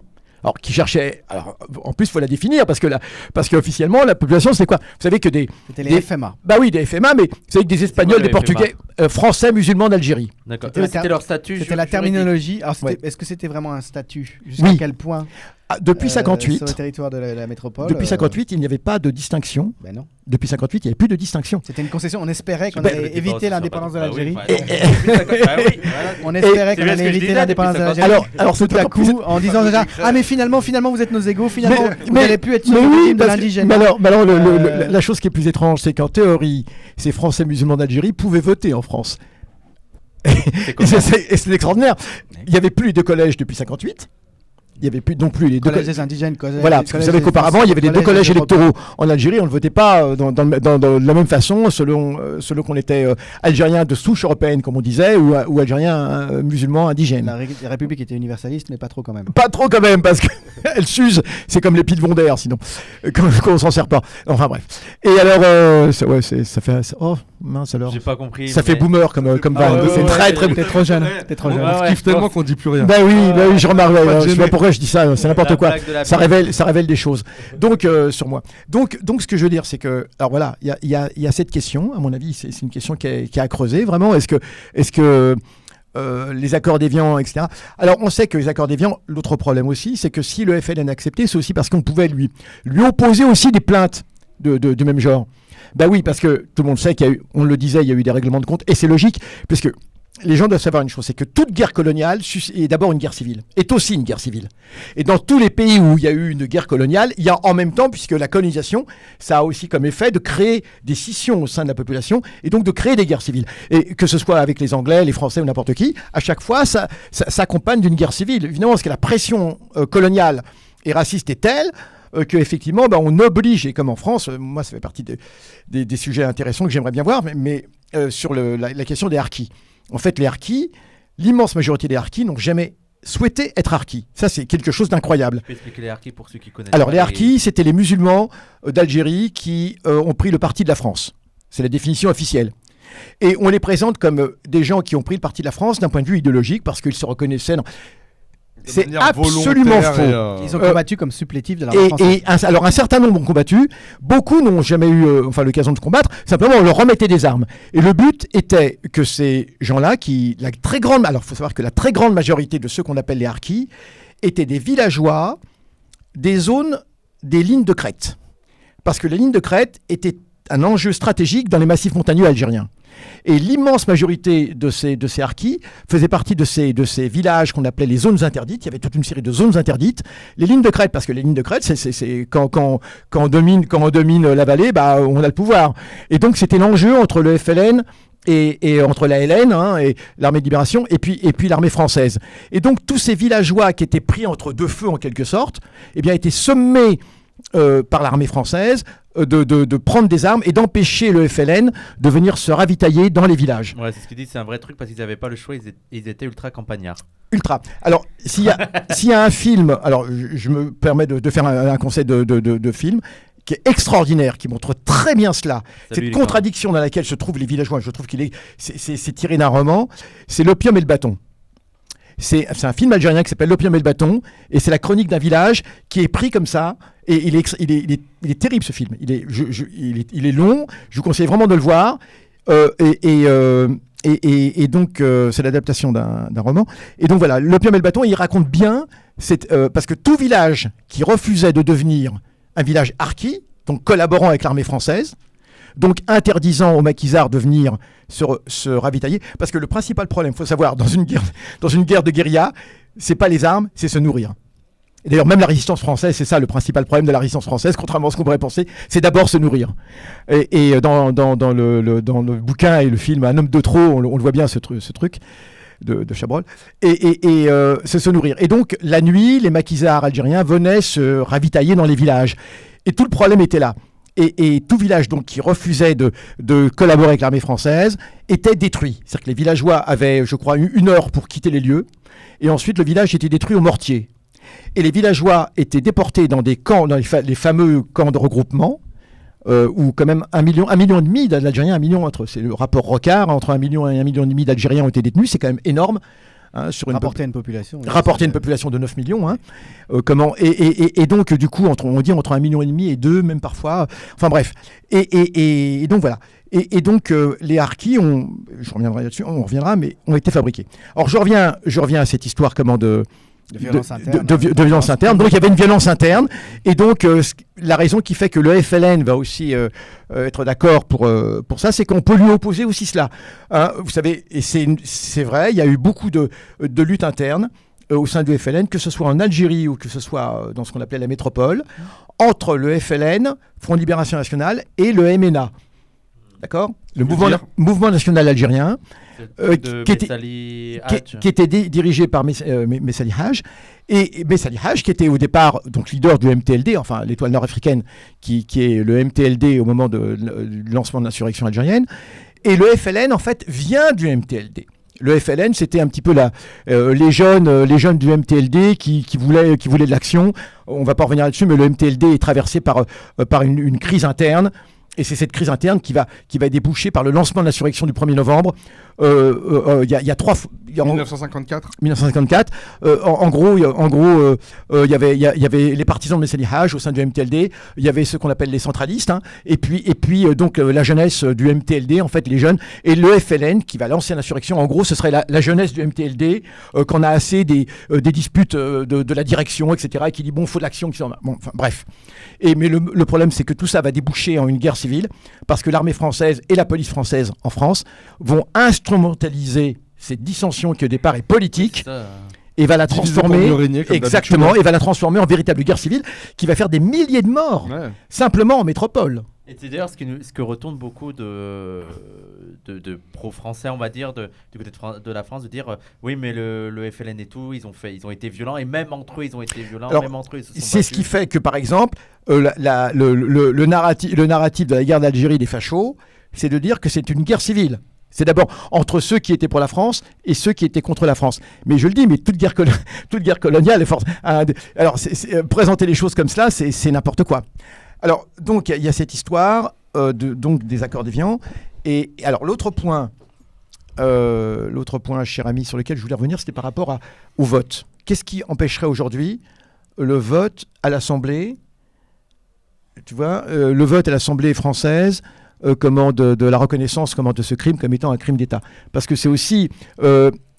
alors, certes, les accords d'Évian, mais encore une fois, pour les raisons que j'ai dites... C'est autre chose, oui. Là, en l'occurrence, tu parlerais d'un texte qui serait une reconnaissance institutionnelle. Parce qu'il n'y a pas de poursuite officielle, mais en tout cas... Des errements, par exemple, de la préfecture de police ou du ministère de l'Intérieur ou... Non, pas... oui. Ou autre. Enfin, alors, je sais pas, ça serait à voir. Alors... En tout cas, reconnaître les faits déjà. Oui. Alors, tu avais vu ce qui était passé dans Mediapart sur De Gaulle, etc. Et sur alors, récemment, une enquête de Mediapart a démontré que De Gaulle était au courant, ce qui n'est pas vraiment... Bah oui, nous n'avons pas été étonnés par cela. Bah oui. C'est toujours bien d'avoir la preuve textuelle. On n'est pas tombé de la chaise, quoi. Comme Mediapart l'a retrouvé, mais enfin, on pouvait largement s'en douter. En fait, on savait qu'il savait. Un massacre d'une telle ampleur. On savait qu'il savait et qu'il l'avait d'ailleurs déploré. Voilà, tout en considérant De Gaulle, c'était un homme de guerre, voilà, il faisait pas dans la sensiblerie ni dans l'humanitaire. Alors, par rapport à cela, justement, et par rapport à ce que tu as dit tout à l'heure, j'aimerais juste... c'est vrai que la théorie est de dire qu'il y avait l'opposition entre De Gaulle et Debré. Debré qui est fermement opposé aux accords d'Évian, De Gaulle qui, à ce moment-là, a déjà commencé les accords d'Évian. C'est vrai. Déterminé à l'indépendance de l'Algérie. Voilà, parce il a compris que c'était sans issue la guerre.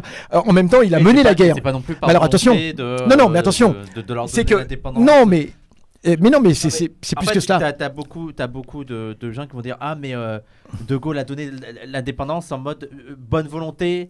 On va vous libérer et tout, alors que c'était plutôt, il était un peu obligé contraint de faire ça. Oui, mais avec cette idée, on va affaiblir suffisamment le FLN. Il faut d'abord savoir une chose, c'est que la guerre d'Algérie est d'abord une guerre d'extermination des élites algériennes. Et ça, on ne le dit pas assez. Et d'ailleurs, c'est terrible, parce que après, on le ressent bien à l'indépendance, c'est que l'immense majorité des intellectuels algériens nationalistes vont périr dans cette guerre.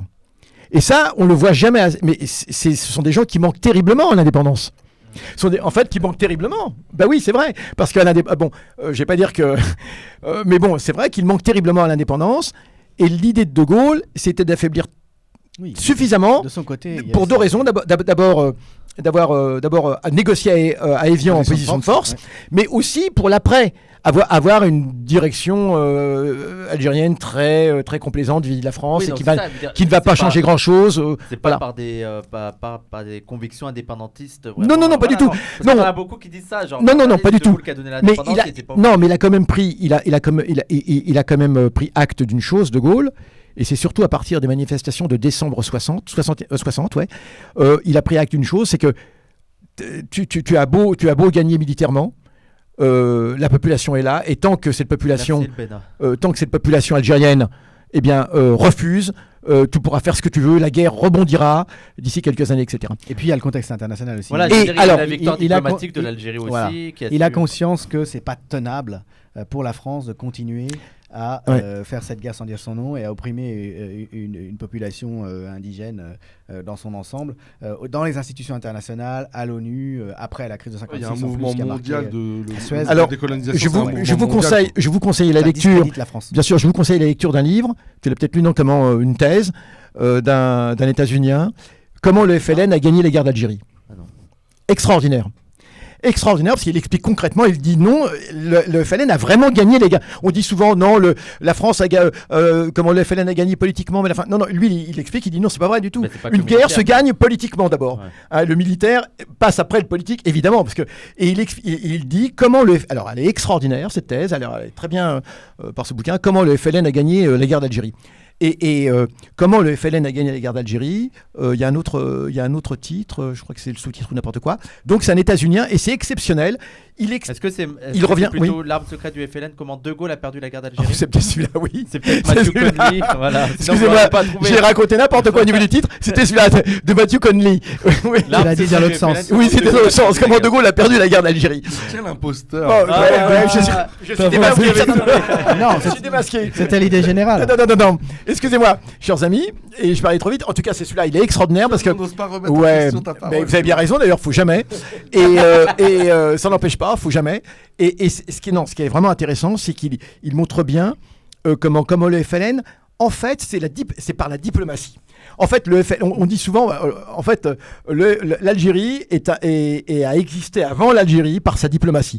Toutes les relations diplomatiques que les représentants algériens, les nationalistes algériens vont nouer au Caire, lorsqu'ils sont au Caire juste après la Seconde Guerre mondiale, et que se crée le Comité de libération d'Afrique du Nord, d'accord, et des tas de liens diplomatiques vont être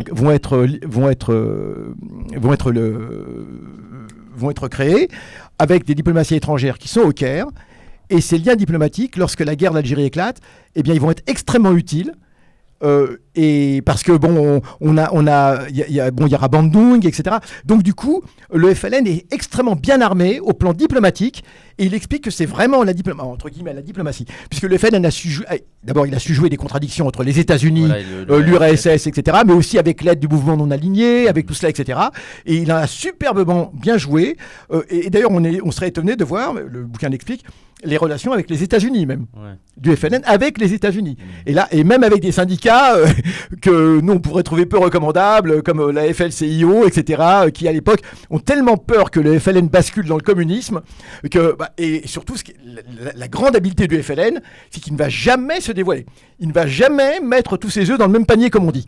Enfin voilà, donc je vous le conseille, ce bouquin. Et pour mener cette politique, parce que le FLN a parfaitement conscience qu'au plan militaire, c'est une guerre totalement dissymétrique.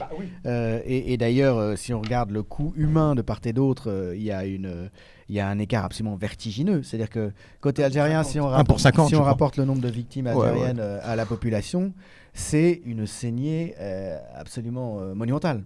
Alors le FLN perd les 3/4 de ses forces armées. Il faut savoir, entre le début, enfin en gros, et la fin, l'ALN perd les 3/4 de ses forces. C'est une guerre extrêmement meurtrière, ce dont en France, à l'école, avec les manuels scolaires et tout ça, on n'a pas du tout conscience. C'est un massacre absolument terrible de la population algérienne au total. C'est une guerre complètement dissymétrique, et le FLN a parfaitement conscience que ça s'écarte à lui. Elles sont de type diplomatique, et il s'agit d'attaquer l'image de la France, il s'agit de rendre la position de la France dans les institutions internationales absolument intenable. Et c'est pour ça que souvent le FLN demande à la population, et on en revient aussi aux violences entre Algériens dont on parlait, qui sont une fatalité effectivement dans les guerres dissymétriques, quand il y a une force de partisans, entre guillemets, c'est-à-dire une armée non régulière qui combat une armée régulière, elle a besoin... Un peu comme en Palestine. Sans doute, oui, il y a des choses tout à fait similaires, oui, certainement. Plus dingue en Palestine. Alors en Palestine, c'est une situation complètement plus dingue en délirante, Palestine, bien Oui, sûr. bien sûr. Mais complètement exacerbée de ça, sans doute, oui.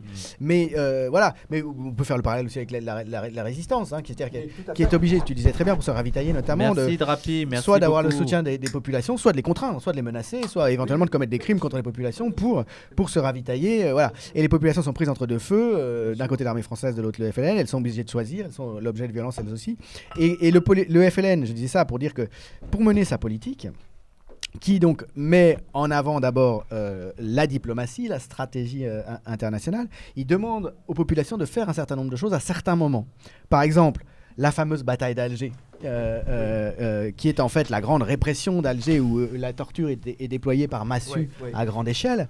Elle vient en réponse à une demande du FLN à la population en 1957 de faire une grève générale. Parce qu'à l'ONU, quelques semaines plus tard, va être discuté le cas de l'Algérie et il faut mettre la France dans une situation très inconfortable en pouvant arguer du fait, en ayant démontré le fait que la population algérienne veut son indépendance et n'est pas victime du FLN et de quelques excités comme la France veut le montrer. Et c'est pour ça que pour contrer cette grève générale que le FLN exige de la population, on va faire cette répression tous azimuts. Qui sera une erreur d'ailleurs, ces grèves générales. Au plan stratégique, ce sera démontrant. Et d'ailleurs, parce que l'ONU ne parlera même pas cette fois-ci de la question algérienne, ce sera plus tard. Et le résultat a été un des nombreux épisodes extrêmement meurtriers et douloureux et violents à tous égards de cette guerre. De même, la manifestation du 17 octobre, elle a lieu, si je me souviens bien, à la demande du FLN, qui ordonne aux Français musulmans d'Algérie, comme on les appelait à l'époque, aux Algériens qui vivent en France et qui sont très nombreux, notamment dans les bidonvilles et notamment à Nanterre, de sortir, de braver ce couvre-feu tout à fait illégal au plan juridique d'ailleurs, puisqu'il crée une discrimination entre les citoyens français et que la Constitution française, évidemment, ne reconnaît pas cette différence-là entre Français musulmans d'Algérie et C'était citoyens. impossible d'Algérie. D'ailleurs, des Espagnols et des Portugais ont été chopés dans la rafle, il faut le savoir. Ah oui. Donc la préfecture de police institue d'une manière totalement illégale, qui tiendrait pas la route devant n'importe quel tribunal administratif ou tribunal des droits de l'homme, ce couvre-feu uniquement pour les Français musulmans d'Algérie, bien qu'ils soient censés être des citoyens comme les autres. Le FLN demande et exige des populations qu'elles sortent et qu'elles aillent manifester à ce moment-là, parce qu'il a besoin d'une démonstration de force de son côté aussi, dans le cadre de ces accords, dans le cadre de ces négociations qui ont lieu. Donc tout ça, et voilà, il y a personne n'a les mains... En même temps, avec même, excusez-moi, mais aussi un rapport de force entre le FLN, entre le FLN France, le FLN Europe et le FLN Algérie. Il y a eu une réunion en Allemagne avant le 17 octobre et pour le FLN France, c'est aussi s'affirmer sur la scène française par rapport à ce qui se passe en Algérie, parce que on dit il n'y a pas grand-chose, etc., parce que la France, c'était surtout la collecte de l'impôt. L'impôt révolutionnaire, c'était le nerf de la guerre, c'était surtout pour cela. Donc le FLN voulait maintenir un niveau de violence bas en France, de façon à ne pas justement entraîner toute la répression et qui risquerait, parce que le but de la manifestation, de la répression, c'est aussi de trouver les collecteurs de l'impôt révolutionnaire. C'est pour ça que ces gens vont être torturés au palais des Sports. On veut savoir qui parmi eux sont les collecteurs, parce que ce sont eux la cible principale de la police française, trouver les collecteurs du FLN.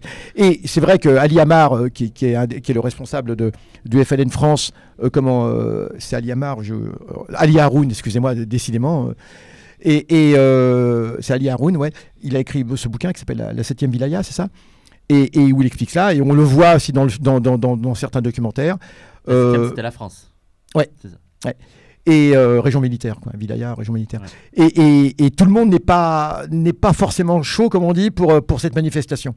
Mais le FLN France veut s'affirmer.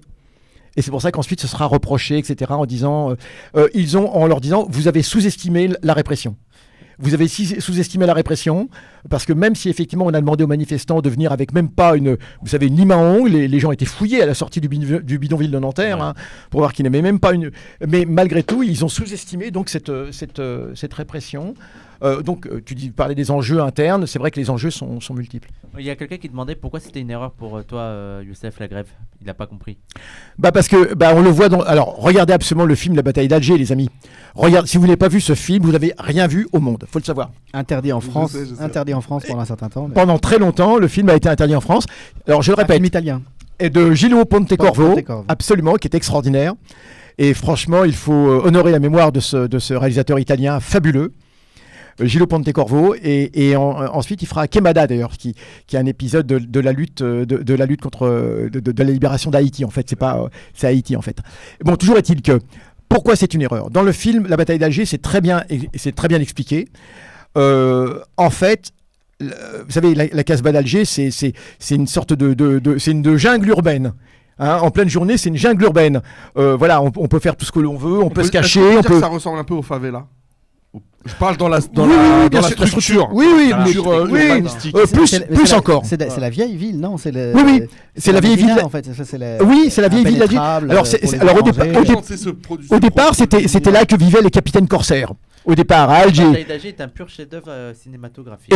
Je pense que c'est un des meilleurs films de l'histoire du cinéma. Ah oui. Non, mais c'est Avec une musique d'Ennio Morricone. avec une musique d'Ennio Morricone. Vraiment, vive les Italiens. Le meilleur Ah, taf des vive- Ah, mais c'est extraordinaire.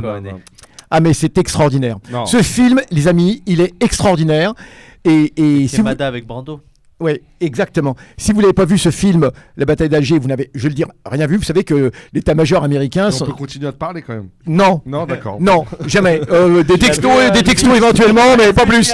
Mais- Tu l'as vu? Oui, je l'ai vu. Oui, alors il faut savoir que l'armée américaine s'en est servie. Vous savez que l'armée américaine l'a présenté à son état-major au moment de la guerre contre l'Irak. Eh, mais tu voudrais qu'on le regarde en live? Mais avec grand plaisir. Ah, ce serait extraordinaire. On le regardera ensemble. Ah, mais en live absolument. et tu vois Alors, les réacts et tout. absolument. Il est heureux, il a les Alors yeux non, petits. je le dis pourquoi c'est une erreur parce que je Il faut réponds, 8 je réponds. jours, Non, ouais, pas ça du va. tout. Je réponds à cette question.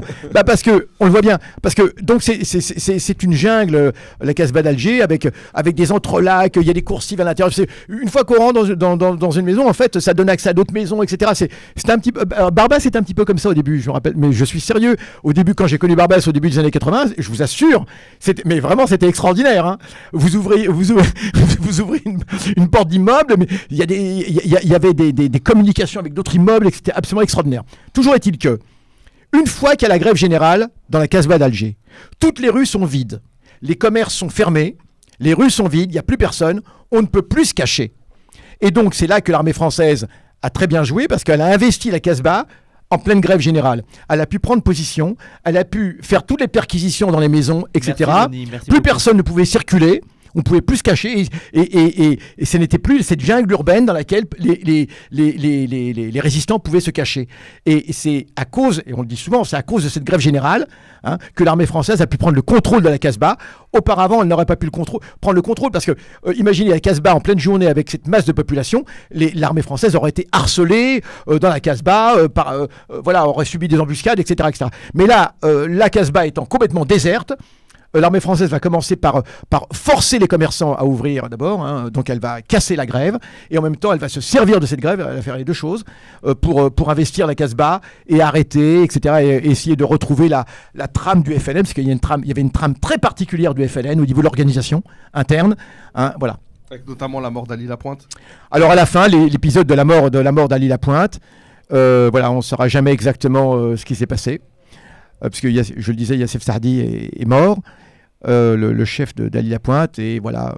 Bon, allez, on va pas épiloguer là-dessus, mais qui a parlé? Il y a quelqu'un qui a parlé forcément. Enfin, moi je ne pense même pas que forcément quelqu'un ait parlé. Vous savez, la torture c'est quelque chose de qui marche. Et voilà. Donc, qu'est-ce que je voulais dire? Excusez-moi, je vous ai. Non, mais alors, nous étions tout oui. Oui, Ouais, tout on oui. t'écoutait, Non, l'autre point. religieusement. Oui, alors voilà, Julien, c'est là-dessus que je voulais dire. Oui, c'était cette Merci histoire. beaucoup, Qu'est-ce qui Drapi, pourrait et permettre? Merci beaucoup pour le raid aussi. Merci beaucoup, Drapi, merci la MIF. D'accord. D'accord. ok. Non. Et je voulais dire. Ah oui, voilà. Tout à l'heure, tu évoquais. Ouais, alors la torture. Alors la torture avait lieu en France. Il faut savoir que tous les commissariats de police ont été des centres de torture en France. Ouais. Dans ma ville Argenteuil, quand j'étais môme, on savait, il y avait encore les policiers qui avaient torturé pendant la guerre d'Algérie. Certains étaient encore en poste. Bah, je pense et- beaucoup, même. Comment? Il n'y a pas vraiment des flics qui ont été inquiétés pour avoir pratiqué. Non, jamais. Non. Non, mais Même dans les commissariats en France, il devait se passer des choses sombres. On a des trucs sur ça. mais bien sûr, mais Non, mais à partir du moment où t'as Papon qui est préfet de police, si tu veux, à partir de là, j'ai envie de te dire, c'est open bar, non, mais frère. attendez. Juliette, t'as dit qu'il y avait des trucs sur ça? Alors, je peux pas être plus précis que ça là, mais je crois qu'il y a eu des recherches, au moins des articles d'historiens sur la question des violences illégales de la part de la police en métropole. Il y a eu Maurice Rachfus, Ouais. vous entendez Ouais. parler Ouais. Maurice Rachfus qui a fait beaucoup de choses. Il y a pas longtemps, qui est mort Il y a une dizaine d'années quand même. Ouais. Un militant historique. Là aussi, travail de militant qui a beaucoup travaillé sur les violences policières. violences Exactement, c'est un des premiers qui a travaillé sur le. un ancien déporté ou un truc comme ça, Maurice Je Rachfus? crois.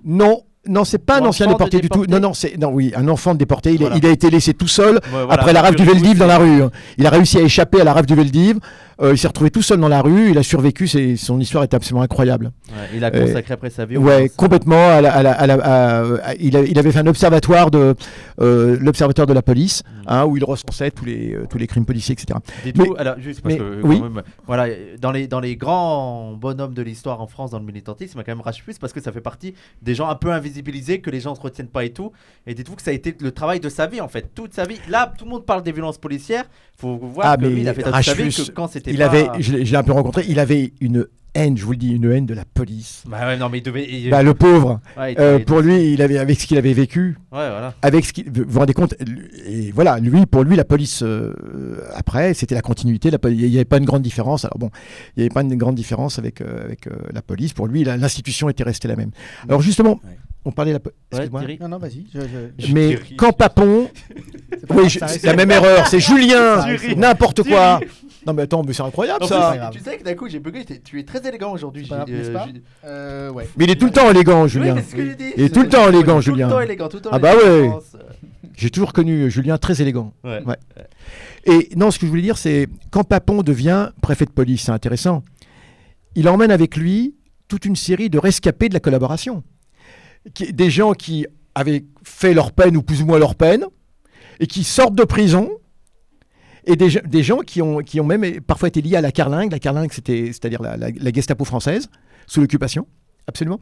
Qui étaient des gens qui faisaient partie du bureau d'Afrique. Vous savez, il y avait un bureau des affaires d'Afrique du Nord à Paris, qui était à Barbès, et qui s'occupait donc des travailleurs immigrés, nord-africains, et les fonctionnaires policiers de ce bureau, sous l'occupation, passent tous dans la Gestapo française. Ces gens-là vont être avec les fameux Bonny et Lafont, etc., les malfrats, les mafieux qui ont organisé la Gestapo française, qui étaient deux mafieux, enfin bref, sous l'occupation.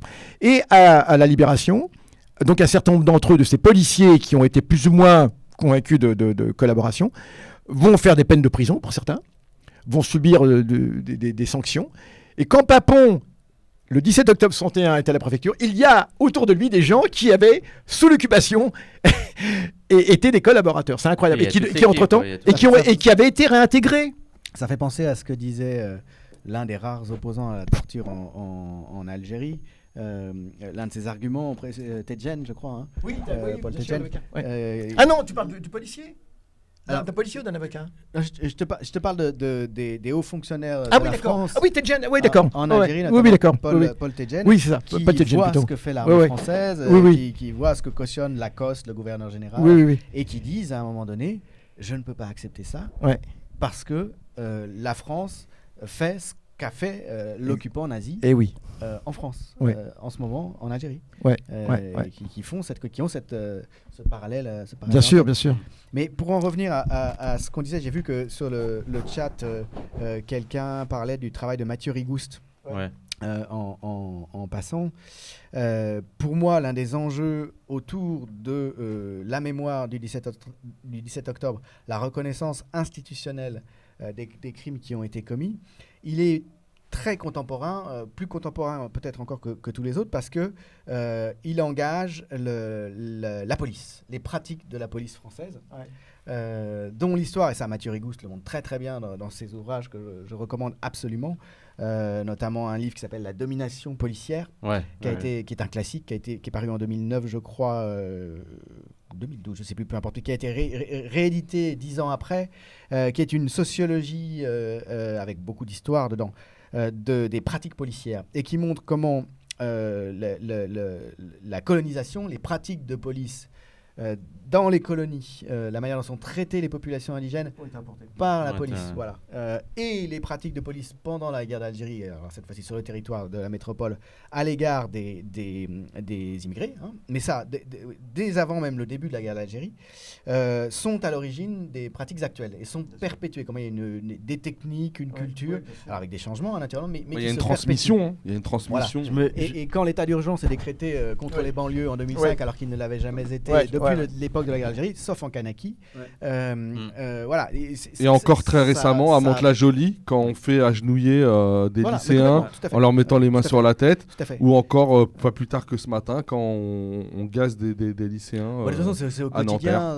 C'est au quotidien d'un quartier. Et cette culture et ces pratiques et cette impunité de la police qui est structurelle, hein, qui n'a rien d'accidentel, les crimes policiers n'ont rien d'accidentel, évidemment c'est un problème majeur aujourd'hui et d'une certaine façon c'est le même qui s'exprime finalement, hein, et qui donne les événements de l'automne 61. Alors bien sûr il y a des choses très différentes, hein.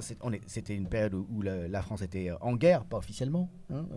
C'était des opérations de maintien de l'ordre, mais de facto il y avait une guerre qui se développait, y compris sur le territoire français, donc le contexte n'est pas complètement comparable, même si on pourrait dire, les sociologues de la police peuvent dire que la police se pense comme en guerre aujourd'hui contre la population, la police française aujourd'hui.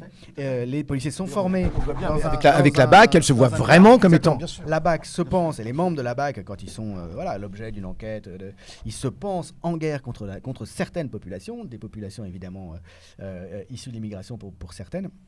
Donc le parallèle, il ne faut pas dire que c'est la même chose, mais en même temps, il y a un lien structurel, hein, entre cette période, les pratiques de cette période, les crimes commis dans l'impunité la plus totale pendant cette période, et ce qui se passe aujourd'hui avec, depuis une dizaine d'années, une accélération, hein, disons, du processus de montée des violences policières et une augmentation des brutalités qui désormais sont dirigées non plus contre certaines catégories de la population, et notamment les catégories issues de l'immigration, mais contre des pans plus larges de la population. Est-ce que CF les gilets jaunes. Je fais une petite coupe. Voilà. Brigata Pinelli, est-ce que tu peux recopier ton texte, s'il te plaît? Je ne peux pas le lire, là, je ne le vois plus et c'est difficile de refaire le chat. Donc tu voulais que je lise ton texte sur l'origine des bavures, donc recopie-le. Et aussi sur ça, j'avais lu un livre il n'y a pas longtemps sur la Commune de Paris, et juste après, et à la Commune de Paris il y avait déjà 2-3 communards, et c'était très très rare, mais qui disaient que fallait s'intéresser à ce qui se passait dans les colonies, parce que ce qui se passait dans les colonies, les flics s'entraînaient, en gros c'est vraiment la même logique, les flics s'entraînaient pour ensuite nous réprimer nous. Attends, je le lis avant que tu perdes, excuse-moi Youssef. Et après vous savez d'où vient le mot bavure? C'était la BAV, Brigade de l'Action Violente, dont le rôle était la répression du FLN et de ses sympathisants en Algérie et en métropole. Et la bavure, c'était les gens qui mouraient sous la torture de la bave. Et ce qui amène un peu au 17 octobre 61, c'est une série d'attentats sur des flics de la BAF dans des commissariats parisiens connus pour torturer des Algériens. C'est à la suite de cette série d'attentats, début octobre 61, que l'on décide du couvre-feu. Est-ce que c'est vrai? Ouais, vous validez? Oui. Ton micro? Alors pour bavure, je ne connaissais pas cette chose. Enfin, bavure, pour moi, parce qu'on considérait qu'effectivement tout un manquement au règlement de la police était une exception, donc une bavure comme un peu une erreur. Lui-même est un peu bizarre. Mais, c'est vrai que moi, j'ignorais cette étymologie, mais ça faut vérifier. Il faut voir, c'est intéressant. Ça me paraît tout à fait crédible. Et c'est vrai, par ailleurs, c'est vrai que le 17 octobre, fait suite aussi à toute une série d'actions de ce qu'on appelle les groupes de choc, parce que le FLN, j'avais dit tout à l'heure, le FLN voulait préserver la France, éviter que la France devienne un grand champ de bataille, parce que le but était d'abord de récolter l'impôt révolutionnaire. C'est pour ça que la violence du FLN en France a toujours été limitée. Sauf qu'il y avait ce qu'on appelle des groupes de choc du FLN. Ces groupes de choc qui ont été constitués avaient uniquement comme objectif de protéger éventuellement les collecteurs de l'impôt. Ma mère a fait pas partie des collecteurs, mais elle a transporté à 2 reprises des valises de billets à travers la région parisienne, et puisqu'elle était militante du FLN. Mais donc c'était un enjeu qui était énorme. Et donc ces groupes de choc du FLN avaient comme objectif soit de protéger donc ceux qui récoltaient l'impôt révolutionnaire, soit de éventuellement réprimer des commerçants algériens qui auraient refusé de payer l'impôt révolutionnaire, mais aussi de réprimer des flics qui étaient réputés pour leur torture. Et donc, ça n'a jamais été une violence indiscriminée. C'était en général contre des commissariats qui étaient réputés pour être de grands centres de torture. Alors, Gennevilliers, Argenteuil, la banlieue nord, évidemment, Des violences ciblées, quoi. Des violences ciblées. Et c'est cela. Alors, du coup, avant le 17 octobre, c'est vrai, il y a cette déclaration de Papon qui va aux obsèques d'un policier et qui dit, en gros, il dit, sûr. Voilà, hein, pour un d'entre nous, ce sera 10 en face. Oui. Hein, bien sûr, je vous couvre, en gros, c'était je vous couvre complètement. Et de fait, on sait les témoignages de la manière dont les choses se passent. Quand les Algériens sont arrêtés, emmenés au Palais des Sports notamment, et ensuite exécutés froidement les uns après les autres pendant les heures et les jours qui viennent. Hein. Il y a clairement un déchaînement policier. On laisse cette police qui a été montée bien sûr. Aussi à cause des attentats que certains de ses membres ont subis, bien sûr. Qui a été montée contre les Algériens et qui se lance dans un espèce de déchaînement de violence effrénée, dont on a des témoignages, hein, parce qu'il y a même des syndicalistes policiers tout à fait. qui assistent à tout ça. Et à l'époque, il y avait encore des syndicats de police de gauche. Oui, exact. Aujourd'hui, très inquiétant. C'est ça. Bah oui. C'est très inquiétant qu'il n'y en ait plus, notamment pour ça, parce que c'est par des syndicalistes de police de gauche. Absolument. Qui viennent sonner le 17 au soir, le 18, chez un certain nombre de responsables politiques ou chez des avocats en disant il se passe quelque chose, c'est pas possible, qu'on connaît les faits. Mais oui, quand Papon avait dit quelques jours avant, pour un policier tué, il y en aura 10 en face, c'est vraiment une manière de dire très clairement à ces hommes, allez-y. Pardon, mais en t'écoutant, Julien, excuse-moi, mais en t'écoutant, tu vois, je pouvais pas m'empêcher de me dire 61, tu vois, la rafle du Veldiv, c'est quoi? C'est 42, 43 c'est 42. Il me semble que c'est 42. Je me dis, c'est-à-dire que 20 ans, parce que 20 ans, c'est rien. Ouais. Tu vois, 20 ans pour nous, c'était en 2000, c'était il n'y a pas longtemps. 20 ans après la rafle du Veldiv, il y a une rafle d'ampleur qui se déroule à Paris. J'allais dire dans le plus grand des calmes, quoi, tu vois, et je me dis que quand même vraiment on n'apprend rien, quoi. Et ça dure plusieurs jours. C'est seulement parce qu'il y a le concert de Ray Charles qui était prévu au Palais des Sports qu'on finit par les évacuer, par arrêter les tortures et les exécutions sommaires. Le niveau de cynisme, avec toutes les difficultés pour aérer, parce qu'il a fallu aérer. Vous savez, vous avez des milliers de personnes qui sont dans un espace comme ça, sans soins, comme ça pendant une semaine. L'odeur pestilentielle, mais c'est épouvantable. Alors ce que je voulais dire, c'est que le massacre a commencé donc avant le 17 octobre. Il faut savoir donc que le 17 octobre, c'est un point d'orgue, mais qu'il y en a eu avant, il y en aura après des morts. Et dans ma ville, à Argenteuil par exemple, le commissariat est situé pas loin, mais c'est important quand même de le dire concrètement. Oui, non, mais ma ville, j'aime bien, c'est mignon que tu dis à chaque fois ma ville. On dirait un peu Balkany, quoi. Mais c'est ma ville, Argenteuil, et c'est le seul chauvinisme que je m'accorde. Je suis argenteuilais, mais de façon incroyable. Et donc je dis que le commissariat était situé pas loin de la Seine, et les corps, on m'a raconté, les corps qui flottaient régulièrement, comment au fil de l'eau sur la Seine. Voilà, les gens étaient torturés, etc. Il y a des témoignages aussi. Il faut savoir comment ça se passait, notamment au commissariat de Barbès, qui était un grand centre de torture. À Barbès, il y avait aussi le centre des harkis. Hein. Il y avait un centre des harkis, où les harkis paradaient dans les rues, exactement comme dans la Casbah d'Alger, des deux côtés, armes au poing, etc. Et d'ailleurs, c'était la grande angoisse des gens de tomber sur les harkis. Ça veut donc dire que comment ça se passait? Eh bien, il y avait des rafles. Et au hasard, vraiment au hasard, on raflait des gens. Ils étaient amenés au commissariat. Et dans le doute, et c'est ça qu'il est important de préciser. La torture, contrairement à ce qu'on pourrait penser, n'était pas faite pour obtenir de renseignements. En vérité. Bon, ça a été le cas dans la bataille d'Alger. C'est quelque chose que Raphaël Branche a montré dans sa Exactement. Raphaël Branche a très bien montré cela. C'est-à-dire qu'en fait, la torture était un art de vivre de la police, en quelque sorte. Il s'agit de terroriser la population. Et c'est ça qui est absolument incroyable. Donc, quand on entend Le Pen, contrôle social, quoi. Bien sûr, quand on entend Le Pen dire, mais la torture, oui, c'est vrai, mais vous vous rendez pas compte, la torture, ça permettait d'éviter la pose d'une bombe, etc. Donc, ça sauvait. C'est vrai, c'est terrible, mais une bombe va exploser. On a quelques heures pour savoir, etc. Hein, donc, on torture. Mais c'est d'ailleurs, on le voit bien aussi dans la bataille d'Alger, parce que souvent, on torture des gens pour des renseignements qu'on a déjà. Et ceux qui le mettent en œuvre le savent très bien. Et ceux le savent très bien. aussi le côté c'est le cinquième statique, bureau. C'est le cinquième bureau. C'est la théorie de la guerre révolutionnaire, la théorie de la guerre dissymétrique. Une armée régulière qui combat une armée irrégulière disséminée au sein de la population doit en fait faire de la politique et terroriser la population elle-même. Mater la À la rébellion. fois terroriser la population et la convaincre de la gagner à ses valeurs. Bien sûr, à elle, bien hein. sûr.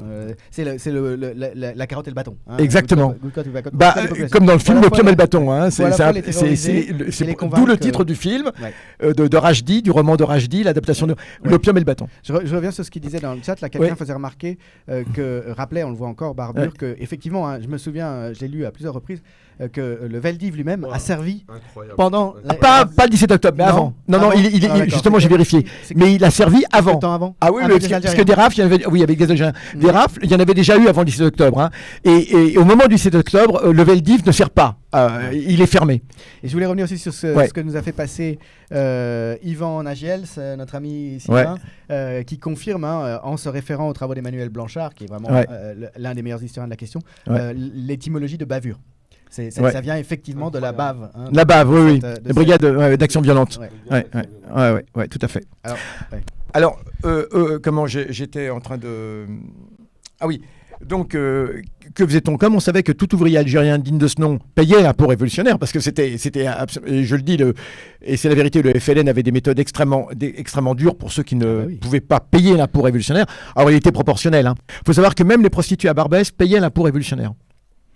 Et d'ailleurs, j'ai eu la chance de connaître Saad Habsi, qui était un grand militant de l'immigration, quelqu'un d'absolument extraordinaire, qui était un des responsables du FLN dans la banlieue nord, Saad Habsi. Et il s'occupait des prostituées. Mais bien sûr, il nous racontait, je me disais- alors que c'était quelqu'un de très pieux en plus, Ouais. mais il avait absolument aucune difficulté. Il a dit, je vais vous dire une chose, on m'avait confié les prostituées de Barbès. et il me dit, elles payaient toutes régulièrement, sans aucun problème. Et même les MAC payaient aussi. Et donc, c'était proportionnel à leur chiffre d'affaires. Non, mais c'était extraordinaire. C'était toute une population qui était... Mais absolument. Hein. Et donc... Mais alors, ça me fait penser, moi qui fais l'histoire du Moyen-Âge. bah oui. Si vous me permettez un petit excursus. Mais bien sûr, au contraire. Il y a une histoire J'adore les histoires très de fameuse Davis. pour les historiens du C'est Moyen-Âge. fabuleux. Il y a Et une Julien est loi, ça, extraordinaire sur Il y a- cette il y a- question. Il y a une question qui est longuement Très bien, déba- cousin Hubert. Il y a une question. Hubert de Montmirail. Il y a une question qui est longuement débattue par les théologiens de l'Université de Paris autour de 1200, qui est celle de savoir s'il faut accepter ou non le vitrail que les prostituées de Paris veulent financer pour Oui, c'est ça, le mettre, veulent offrir pour, je sais plus dans la quelle- cathédrale. Ouais, ouais. Puisque chaque métier, chaque corporation fait faire un vitrail à ses frais, et les prostituées de Paris veulent avoir le leur. Et il y a un long débat entre théologiens avec arguments pour, arguments contre, une dispute, une disputatio, comme on Ouais, disait ce qu'on au appelle Moyen-Âge. une disputation. On échange des arguments bibliques, patristiques, toutes les autorités. Et la conclusion est que oui, il faut l'admettre parce que cet argent est le fruit d'un travail comme un autre. Mais absolument. C'est extraordinaire. hein. Incroyable. Dans Notre-Dame de Alors- Paris Je fais juste une parenthèse Oui, sur le truc. À Paris, vers 1200, vers 1200. Je fais juste une parenthèse Oui. sur le truc de l'histoire médiévale, ça n'a rien à voir, mais juste Ouais, parce que, en fait, c'est ce que je consomme en ce moment sur YouTube. Genre plein, il y en a plein et tout. Et là, je regardais Condamné à mort au Moyen-Âge d'une. Oui. et Claude en Gauvin. fait, ouais, je crois une Historienne. femme. Hein, c'est- Ouais, ouais, tout à fait. Et moi, ce qui m'impressionne, c'est en fait comment à chaque fois ça déconstruit tous les clichés qu'on a sur le Moyen-Âge. C'est des barbares, Ah, alors moi- que pas du tout. Ah, Il y a non, moi, j'aime vraiment- beaucoup il y a le monde qui Moyen-Âge aussi, condamne à bien mort, sûr, et bien Il n'y avait pas bien vraiment sûr. beaucoup de condamnations à mort et tout. Et que même au contraire, c'était beaucoup le pardon qui était. Voilà, c'était ma petite. Ouais. Peut-être on en discutera ensemble et tout. Ce serait passionnant d'inviter Ouais. Julien pour cela. Ah Bah, bah, moi, l'occasion j'adore sera ces avec moyens. plaisir. Mais vraiment, c'est extraordinaire ça. Faudra. Il y en a Wissem, certains qui demandent mais aussi fais-le. si tu peux faire une rubrique mode. Mais au moins. Non, non, je Une plaisante. rubrique Julien, mode. je Là, ça plaisante. sera plus difficile. Ah, parce que Quelqu'un t'a appelé Man in Black tout à l'heure. Ah ouais, mais il n'y a pas que moi qui suis en clergyman là. mais lui, c'est Thierry Ardisson du. Ah, ça c'est pas sympa. hein. Alors, C'est lui, Thierry Ardisson, il fait aussi. Ouais. ah, j'aime pas Ardisson. Mais bon, c'est rigolo. Mais en fait, c'est Alors- Ardisson qui alors- c'est Youssef qui l'a Il nous créé faut des le. Ouais. jingles, des jingles. Ouais. Alors Saad Habsi, c'est extraordinaire. Donc il nous raconte cela. Alors en plus c'était quelqu'un d'extraordinaire, de paix à son âme. Il est mort il y a pas longtemps. Ouais, il y a un Discord. si Et- quelqu'un peut et mettre Saad le- Habsi, le lien. sur- D'ailleurs, il avait coutume de dire il faudrait que je remercie en fait l'armée française parce que grâce à elle j'ai appris à lire. Parce qu'il était paysan illettré et c'est en allant en prison, en l'envoyant en prison en Algérie. Il était d'El-Oued, la ville d'El-Oued qui a la frontière algéro-tunisienne. Et c'est en allant en prison que j'ai appris à lire. Donc la prison pour lui a été vraiment l'école des révolutionnaires, comme le disent les révolutionnaires. Hein. La prison est l'école des révolutionnaires. Et bon bref, et Saad Habsi Absi, qui était sur la région Nord, donc qui était le grand chef de ma mère en fait, mais qu'elle n'a jamais connu évidemment, parce qu'il était... Merci. Eh ben, nous a raconté, et c'était un grand ami, un grand soutien de notre militantisme, il faut le savoir. Et Saad Absi, qui était à la première marche des indigènes d'ailleurs, avec nous, et avec qui on avait baptisé la place qui est devant la gare de l'Est, place du 8 mai 45, enfin des massacres de Guelma, parce que c'est... Toujours est-il qu'il disait, il expliquait comment il avait en charge la récolte de l'impôt des prostituées de Barbès. Alors ce que je voulais dire, c'est que donc tout Algérien qui était arrêté par la police, étant susceptible de payer l'impôt révolutionnaire, on le prenait, on le torturait pour lui dire à qui il payait l'impôt révolutionnaire, tout simplement. Et on était sûr que ça marchait de toute façon, parce que tous les Algériens payaient l'impôt, effectivement. Et donc je me rappelle d'un témoignage que j'ai lu, vous allez être étonnés, de la part de Jean Caux, qui deviendra un gros journaliste réac par la suite, mais qui, pendant la guerre d'Algérie... Tu sais qu'il était secrétaire de Jean-Paul Sartre au départ. Ben oui, ben oui. À l'époque, il était de gauche. Ben oui, il était de gauche et tout. C'est terrible. On verra quand on sera vieux, nous aussi. On va passer à droite, sûrement. Un peu comme mon frère, non, je rigole. Et il explique... T'as remarqué que ça veut dire qu'on est jeune, en fait, encore. Ben oui, merci. Surtout Youssef. Merci. C'est vrai qu'on sera Je vieux. voudrais juste préciser un truc, parce que ça fait plusieurs fois NSM, il fait ses commentaires. Je suis en mode, NSM, tu as quelqu'un là qui a fait... depuis 20 ans, il se rend sur le pont Saint-Michel. Pourquoi? Qu'est-ce qui se passe? Je veux dire, on parle de ce sujet depuis 2 heures. On en parle très souvent avec le sérieux qu'il faut. Non, mais moi, en fait, ça fait 2-3 fois qu'il fait ça. C'est pas parce qu'on rigole 5 minutes qu'on perd toute la sonalité du sujet. Moi, j'aime pas cette concurrence. En fait, moi, je suis plus triste, donc c'est moi qui penche le sérieux. Franchement, pas chez nous. C'est-à-dire, chez nous, on peut traiter des sujets les plus sérieux, les plus graves et tout. Et en même temps, on peut. Ouais, bien évidemment. Bien évidemment. NSM, en plus, tu nous connais, donc nous la joue pas. Ouais. Ça marchera pas de toute façon. Donc, ce que je voulais dire, c'est que donc du coup, Jean Caux raconte comment un travailleur algérien est arrêté, alors au pif comme ça, à la sortie du métro. Il est emmené au commissariat. Alors le commissariat de Barbès, c'était un centre de torture et je l'ai connu parce que, enfin, et toujours est-il que maintenant, il y a une salle de spectacle qui a été construite à sa place. On a retrouvé de drôles de choses lorsqu'on a construit cette salle de spectacle. C'est terrible. Et ce commissariat, l'ouvrier est amené dans le commissariat, il raconte. Et là, on lui file, on commence à le torturer. Par exemple, on le couche torse nu sur un lit de verre pilé. Comme ça. Un lit de tesson de bouteille, en fait. Et voilà. Pour lui apprendre à vivre, etc. Et puis bon, on n'arrive pas à tirer grand-chose de lui, etc. Mais il n'a absolument rien fait à ce moment-là. On le laisse repartir. Sauf que désormais, il est dans les fiches de la police. La prochaine arrestation, c'est la mort. C'est ça qui est terrible. Alors qu'au départ, on l'a arrêté comme ça au pif. Et après, connu des services de police, la corvée de bois avait lieu aussi, voilà. Et donc c'est terrible parce que c'était n'importe qui pouvait subir cela. C'est une entreprise de soumission à grande échelle et comme ça de manière aléatoire. Comme Julien a dit, le but est de terroriser une population. Mais je pense qu'aussi au-delà de terroriser, c'est là l'apport un peu intéressant de la psychanalyse sur le racisme, c'est le plaisir aussi, je pense, des flics de dominer, de la jouissance. Alors, faut savoir que de la torture. Oui, et puis il y a aussi autre chose, c'est la vengeance. C'est que beaucoup de policiers ont des parents qui font la guerre en Algérie ou qui ont fait la guerre, et ils ont un oncle qui a subi des problèmes, etc., tout ce qu'on veut. Donc il y a cette espèce de vengeance personnelle de beaucoup de policiers. Et puis il y a aussi un autre aspect. Un autre aspect, c'est que la police, à terme, ils savent très bien qu'ils ont perdu. À terme, ils savent très bien qu'ils ont perdu. Mais ce que je voulais dire, c'est que le FLN, pour expliquer, alors le FLN est violent, il faut le savoir aussi. Vous savez, on ne paye pas l'impôt, on risque la mort. Au bout de la troisième fois, on risque la mort. Mais malheureusement, c'était un fait. Alors les gens vont s'étonner. C'est vrai, c'est terrible. Mais j'aimerais dire une chose, c'est que la guerre est si épouvantable que c'est à celui qui fera le plus peur. Parce que si jamais, et c'est terrible cette histoire, si jamais les gens n'ont plus peur du FLN, c'est terminé. C'est terminé. L'impôt ne rentrera plus. Et la guerre est terminée. Donc le but était, comme la police française fait peur, le but était de dire aux gens, vous avez peur de la police française, mais sachez une chose, vous devez avoir encore plus peur de nous que de la Ouais, police de toute façon, française. une guerre, c'est terrible. On est pire, quoi. Et voilà, et c'est une guerre n'est jamais propre. C'est ça que je veux dire. Hein. Une guerre, c'est alors terrible. faut pas l'idéalisme, etc. Les guerres, ça marche. Mais en révolution général, n'est pas un les dîner de guerres, gala, c'est ça exactement. Les guerres. Alors, je dis ça pour les gens qui ont toujours idéalisé Che Guevara, hein, d'accord, qui disent bon, je ne vais pas citer de nom, mais un responsable d'une organisation d'extrême gauche, bon. Et qui est là, qui idéalise et qui contestait le fait, par exemple, que Che Guevara ait fait fusiller des gens. Si, Che Guevara a fait fusiller des gens. C'est la vérité. Mais Che Guevara était un combattant. Donc Voilà, c'est ça. on fait pas la Et guerre, c'est vrai. avec des bons sentiments. Et c'est vrai. Mais Voilà. c'est marrant parce que tout ça, bon, que moi je sais un peu. Et on va parce que conclure je dans suis 5 intéressé à minutes. Tout ça. Ça me renvoie toujours au fait, moi en tant que blanc, en tant que non issu de l'immigration africaine ou nord-africaine, mon rapport à la guerre d'Algérie, ce qu'on m'a appris sur la guerre d'Algérie, la façon dont je l'ai perçu. L'immigration régionale, c'est quand même. Alors, ton micro, si tu veux faire des Tu es issu de l'immigration régionale, je Je dis. suis issu de l'immigration Ouais, c'est vrai. bourguignonne à Paris. Ouais. Voilà. Mais si tu veux, ce qui me frappe toujours, c'est que la perception qu'on avait nous, que j'avais moi de la guerre d'Algérie, alors même que moi je m'intéressais beaucoup à l'histoire, j'étais bon en histoire, j'ai fait de l'histoire mon métier, mais dès que j'étais collégien, ça m'intéressait beaucoup, surtout l'histoire contemporaine, c'est que c'était la guerre d'Algérie, donc une guerre qui disait pas son nom, mais on connaissait déjà à mon époque c'était une guerre, mais c'était une guerre qui avait été peu meurtrière. Ah oui, d'accord. Et somme toute, un truc quand même assez annexe. Et d'ailleurs, on nous apprenait, je pense que c'est vrai dans une certaine mesure, pour les Français blancs en France, c'était quelque chose d'assez lointain. Alors, ça n'était pas dans la mesure où les jeunes hommes devaient partir, et ça c'était douloureux. En effet, ils beaucoup essayaient de ne pas partir, ou de se faire affecter. Les jeunesses à des communistes ont fait endroits, beaucoup de voilà. choses. Ouais.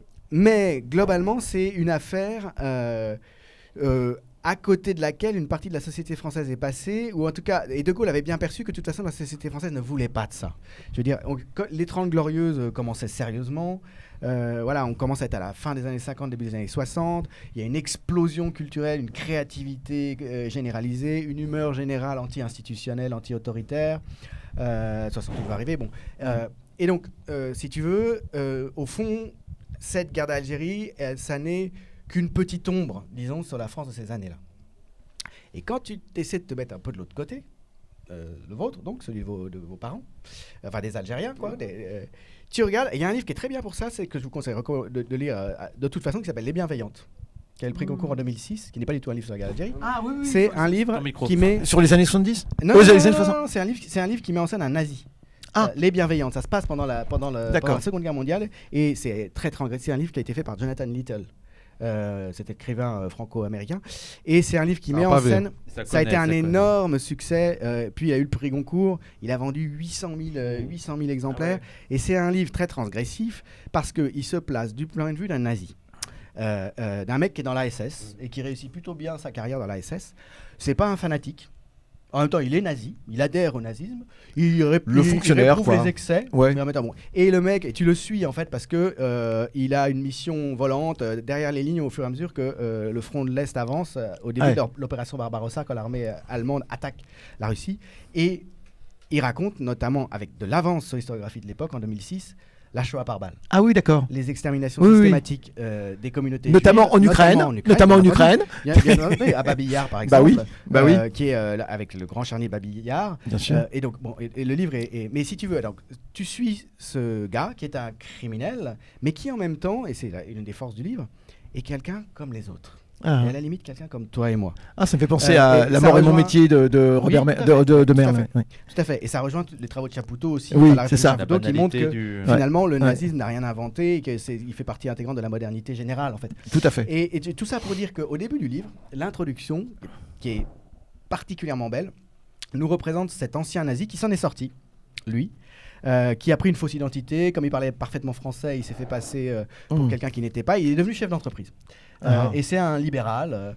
Il commence, si tu veux, tout le livre va être sous la forme d'un flashback.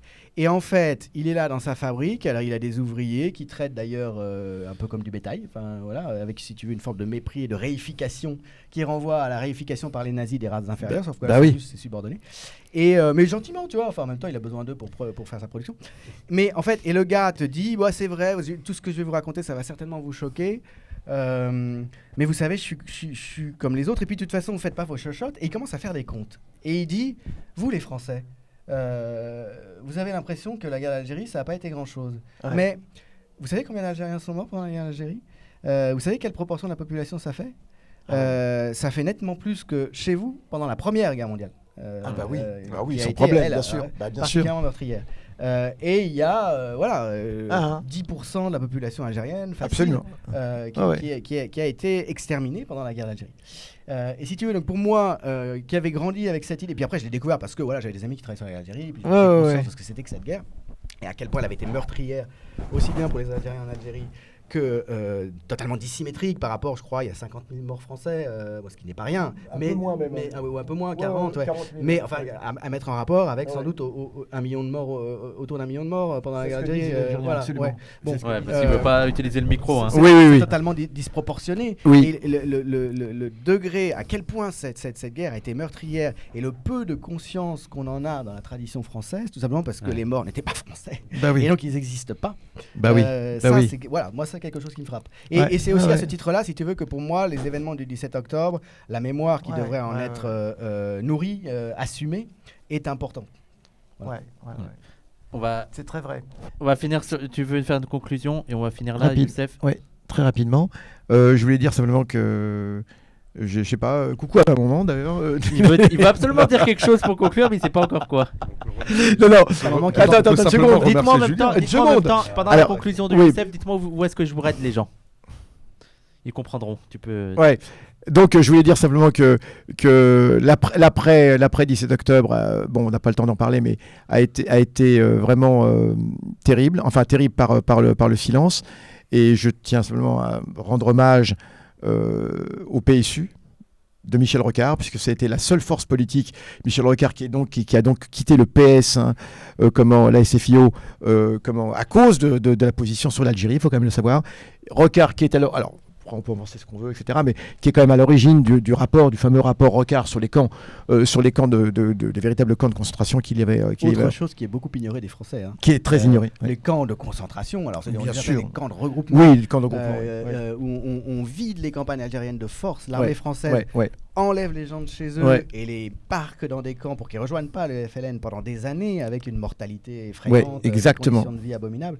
Tout ça, est-ce que la société française est consciente de ça? Ah non, c'est... Moi, je pense que non, et je pense que ça explique aussi beaucoup de phénomènes qui se sont produits depuis cette époque-là et jusqu'à aujourd'hui. Bien et sûr. tant qu'on n'aura pas vraiment fait l'inventaire et l'analyse de toute cette période, je pense que ça sera très compliqué d'avancer. Donc, Alors, on rend hommage à Rocard, à Jean-Paul Sartre aussi, à sa bande de Beauvoir, etc., qui ont fait la seule manifestation de protestation contre le massacre du 17 octobre. C'est une manifestation avec un certain nombre d'intellectuels de l'époque, qui va, je crois, de Odéon à Place Clichy, quelque chose comme ça. Quelques jours après, c'est ça? Ouais, c'est quelques jours après.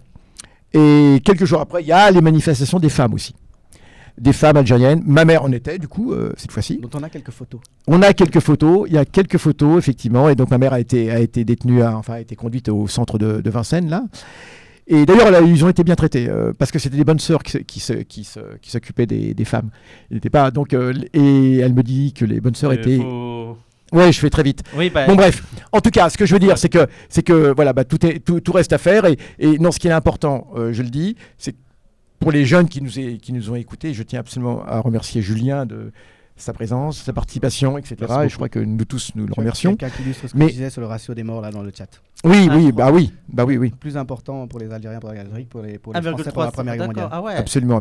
Oui, parce que toutes les familles algériennes sont vraiment touchées. Je veux dire, en Algérie, on aurait du mal à pas toucher cette espèce d'atmosphère terrible qu'il y avait en Algérie post-indépendance. Je coupe, Youssef, parce que ça va couper. D'accord. Merci Samir, merci Youssef, merci Julien. Merci on te verra très certainement de nouveau ici. Et le prochain rendez-vous, ce sera sûrement ce mercredi avec Youssef. Merci tout le monde. Ah oui, effectivement, oui.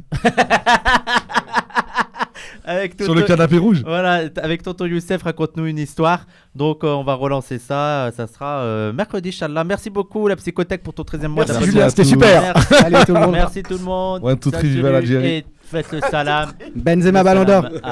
C'est vrai, ça c'est Manuel Valls va mal dormir. Donc, vous êtes sûr qu'il est Ballon d'Or là?